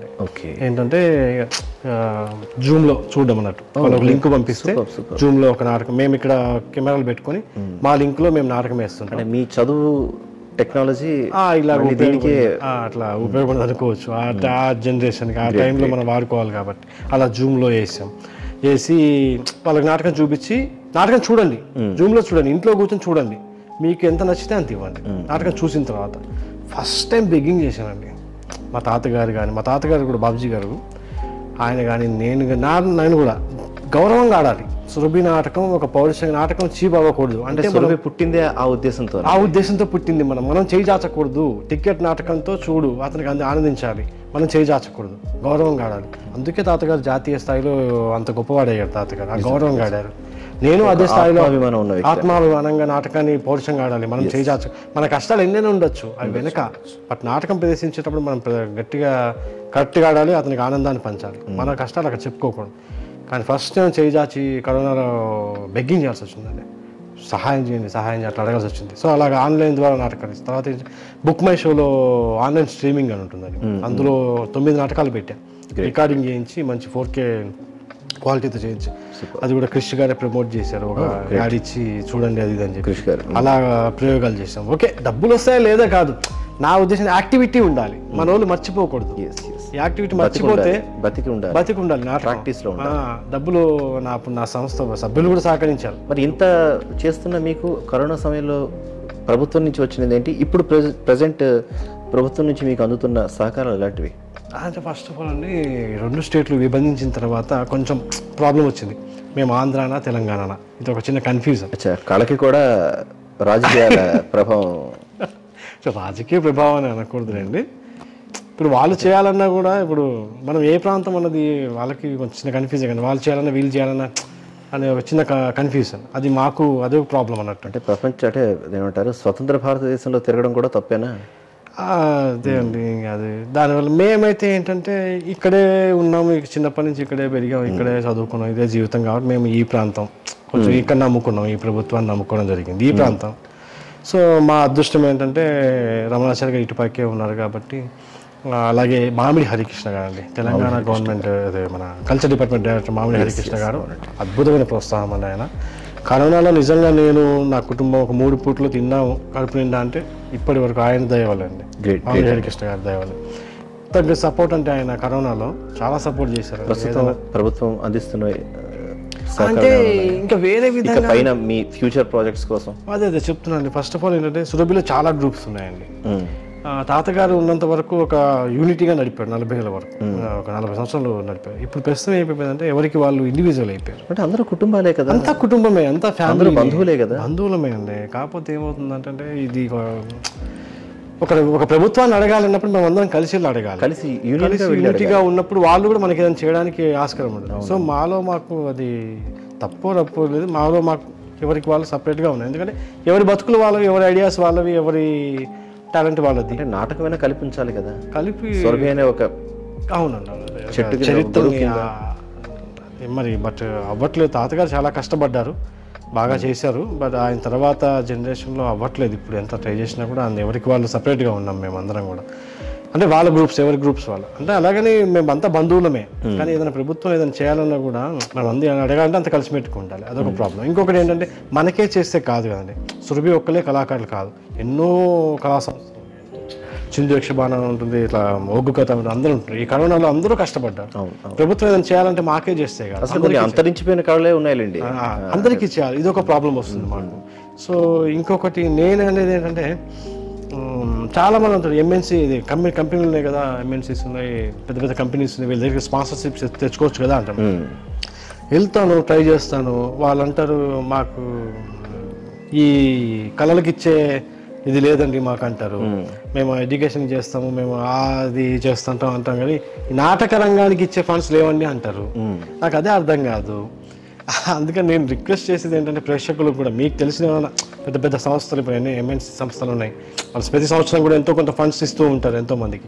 అలా మీకు తెలిసిన వాళ్ళు ఏమైనా ఉన్నా కూడా మాకు ఏదైనా వచ్చే మార్గం ఏదైనా ఉంటే మాకు చెప్తే మేము వెళ్ళి ట్రై చేస్తాం. ఈ ఎన్నెన్ని తిరుగుతాం, ఎన్నెన్ని ఆఫీసులు ఎక్కడ ఎవరు ఇస్తున్నారో తెలియట్లేదు. ఏదైనా మొత్తానికి అంటే ప్రయత్నిస్తూ ఉన్నాను. దొరికితే ఏంటంటే మాకు రెడ్డిస్ ల్యాబ్స్ వాళ్ళండి, రెడ్డి ల్యాబ్స్ అనురాధ గారు అని, ఆమె కరోనా ముందు నుంచి కూడా మాకు సపోర్ట్ అండి. అట్లా కానీ ఎంతమంది చేస్తారండి, సంవత్సరానికి ఒక్కటి చేస్తారేమో, 1 లక్ష రూపాయలు ఇస్తారేమో, సంవత్సరం అంతా ఇంక ఇవ్వలేరు కదా. అవునండి, అలా. సో మాకు ఏంటంటే ఒక సంవత్సరానికి ఇంత అని ఇచ్చేయగలిగే ఒక పెద్ద సంస్థలు ఏమైనా ఉంటే, ఎంతో మందికి వాళ్ళు చేస్తూ ఉంటారు, కంపెనీస్ వాళ్ళ ఫండ్స్లో నుంచి చేయాలి, అలా రూల్స్ ఉంటాయి. అలా తెలిసిన వాళ్ళు ఉంటే మాకు చెప్తే మేము వెళ్ళి కాంటాక్ట్ అవుతాం. సో అలాగేదైనా కొంచెం సేఫ్ అవ్వగలుగుతాం. నాకు ఇంకోటి అదే చెప్తున్నా కండి, ఈ చరిత్రను కాపాడాలంటే ఫస్ట్ ఆఫ్ ఆల్ ప్రేక్షకుల ఆదరణ ఎప్పుడు ఉందండి. వాళ్ళ ఆదరణ వల్లే మేము ఇంతకాలం బతికాం. 138 ఏళ్ళ చరిత్ర ఉందంటే అది వాళ్ళ ఆదరణ, వాళ్ళ ప్రేమ వల్లే. వాళ్ళ ప్రేమ వల్లే ఆ వదులుకోకూడదని, ఆ ప్రేమను వదులుకోకూడదని మేము కూడా మా జర్నీ. అంటే మీరు అన్నట్టు నేనేమంటానంటే అదే ఒకటే సినిమా వాళ్ళు వచ్చి మీతో చేయాలి లేదు అన్నారు. అంటే మీరు సినిమా రంగానికి ఎలాగ వచ్చారు, ప్రస్తుతం ఏ ప్రాజెక్ట్స్ చేస్తున్నారు, అంటే దాని గురించి కూడా చెప్పండి. అదే అండి, సినిమాల్లో నేను అందుకే కృషి గారు ఇచ్చారు అవకాశం ఇచ్చారు, మంచి అవకాశం ఇచ్చారు. కృష్ణమూర్తి జగద్గురులో ఇచ్చారు, తర్వాత ఎన్టీఆర్ కథానాయకుల్లో ఇచ్చారు, బాలకృష్ణ గారి పక్కన రూమ్మేట్ లాగా చేశారు, హార్మోని వాయిస్ టీవీ రాజు గారి పాత్ర ఇచ్చారు, అది పెద్ద పాత్రే. అలాగే రీసెంట్ గా గాలివాన అనే వెబ్ సిరీస్ వచ్చింది, సాయి కుమార్ గారి డ్రైవర్ లాగా చేశాను. అలాగే లవ్ స్టోరీ సినిమాలో సాయి పల్లవి గారి ఎంట్రన్స్ లో ఆటో డ్రైవర్ గా చేశాను, 5 రూపాయలు తీసుకుని వెళ్ళిపోతాను, 5 రూపీస్కి. అలాగే జనగాం బైపాస్ అని ఒక సినిమా, అది ఒక చిన్న వెబ్ మూవీ ఉంది, అందులో మెయిన్ విలన్ గా చేశాను. అలా ఇవి కాకుండా ఒక 20 ప్రాజెక్ట్ చేశానండి, బట్ చాలా వరకు రిలీజ్ అవ్వట్లేదు. అవుతాయిలేండి. అంటే నేనేమంటానంటే అదే చేస్తున్నానండి ప్రయత్నం. అయితే ఇంకో మెయిన్ ఏంటంటే నేను ఇటా అటా అన్నది ఆలోచించుకోలేకపోతున్నాను. అంటే నేను అనుకున్నది ఏంటంటే మీరే అన్నారు కదా, ఒకటే సినిమా రంగం వచ్చి మిమ్మల్ని మీతో కలవాలి, లేదంటే ఇప్పుడు మీరు ఒక నటుడిగా సక్సెస్ అయితే. అవునండి, 100%. నేను కేవలం మీకు ఆ ఐకానిక్ మీకంటూ ఒక చరిష్మా వస్తుంది, మీరు వేస్తున్న నాటకానికి కూడా మీకు వస్తుంది. అవునండి, నేను అందుకే ట్రై చేస్తున్నాను సినిమాలో. నేను ట్రై చేసి డబ్బు కోసం కాదండి, ఆ ఒక్క మనం సక్సెస్ అయ్యామనుకోండి, నేను అందుకే ట్రై చేస్తున్నానండి. ఒక్కసారి మనం మంచి పాత్ర పడి మనం సక్సెస్ అయితే అది మన నాటకానికి ఉపయోగపడుతుంది. రేపు నాటకానికి 50,000 అడిగితే ఇవ్వలేని వాడు రేపు మనం సక్సెస్ అయ్యే సినిమాలో ఇందులో నాటకం చేస్తున్నామంటే 1,00,000 రూపాయలు ఇస్తాడేమో, అది నాకు ఉపయోగపడుతుంది. అందుకు నేను ప్రయత్నిస్తూ ఉన్నాను. అంటే నేను ఏమంటారు, సినిమా రంగం కూడా మీకు మంచి అవకాశాలు ఇవ్వాలని ట్రై చేస్తున్నానండి. ఆ అవకాశాలను అందిపుచ్చుకొని మీరు నాటక రంగాన్ని మరింత ముందుకు తీసుకెళ్ళాలి. ఇప్పటికే చాలా చేశారు, ఇకపై ఇంకా చాలా చేయాలని కోరుకుంటున్నాను. ఎనీవే, ధన్యవాదాలు సార్. చాలా చాలా థ్యాంక్స్ అండి. ఫస్ట్ నేను థ్యాంక్స్ చెప్పాలండి, ఎందుకంటే మా సురభి చరిత్ర గురించి, నా గురించి మీకు చెప్పుకునే అవకాశం కల్పించినందుకు సత్యం 24 ఫ్రేమ్స్ డైరెక్టర్ సత్యం గారికి, అలాగే వారి బృందం అందరికి కూడా, సభ్యులందరికీ కూడా కృతజ్ఞత తెలుపుకుంటున్నాను. థ్యాంక్స్ అండి. మా సత్యం 24 ఫ్రేమ్స్ ఛానల్ని సబ్స్క్రైబ్ చేసుకుని బెల్ ఐకాన్ని యాక్టివేట్ చేసి లైక్ చేయగలరు, షేర్ చేయగలరు.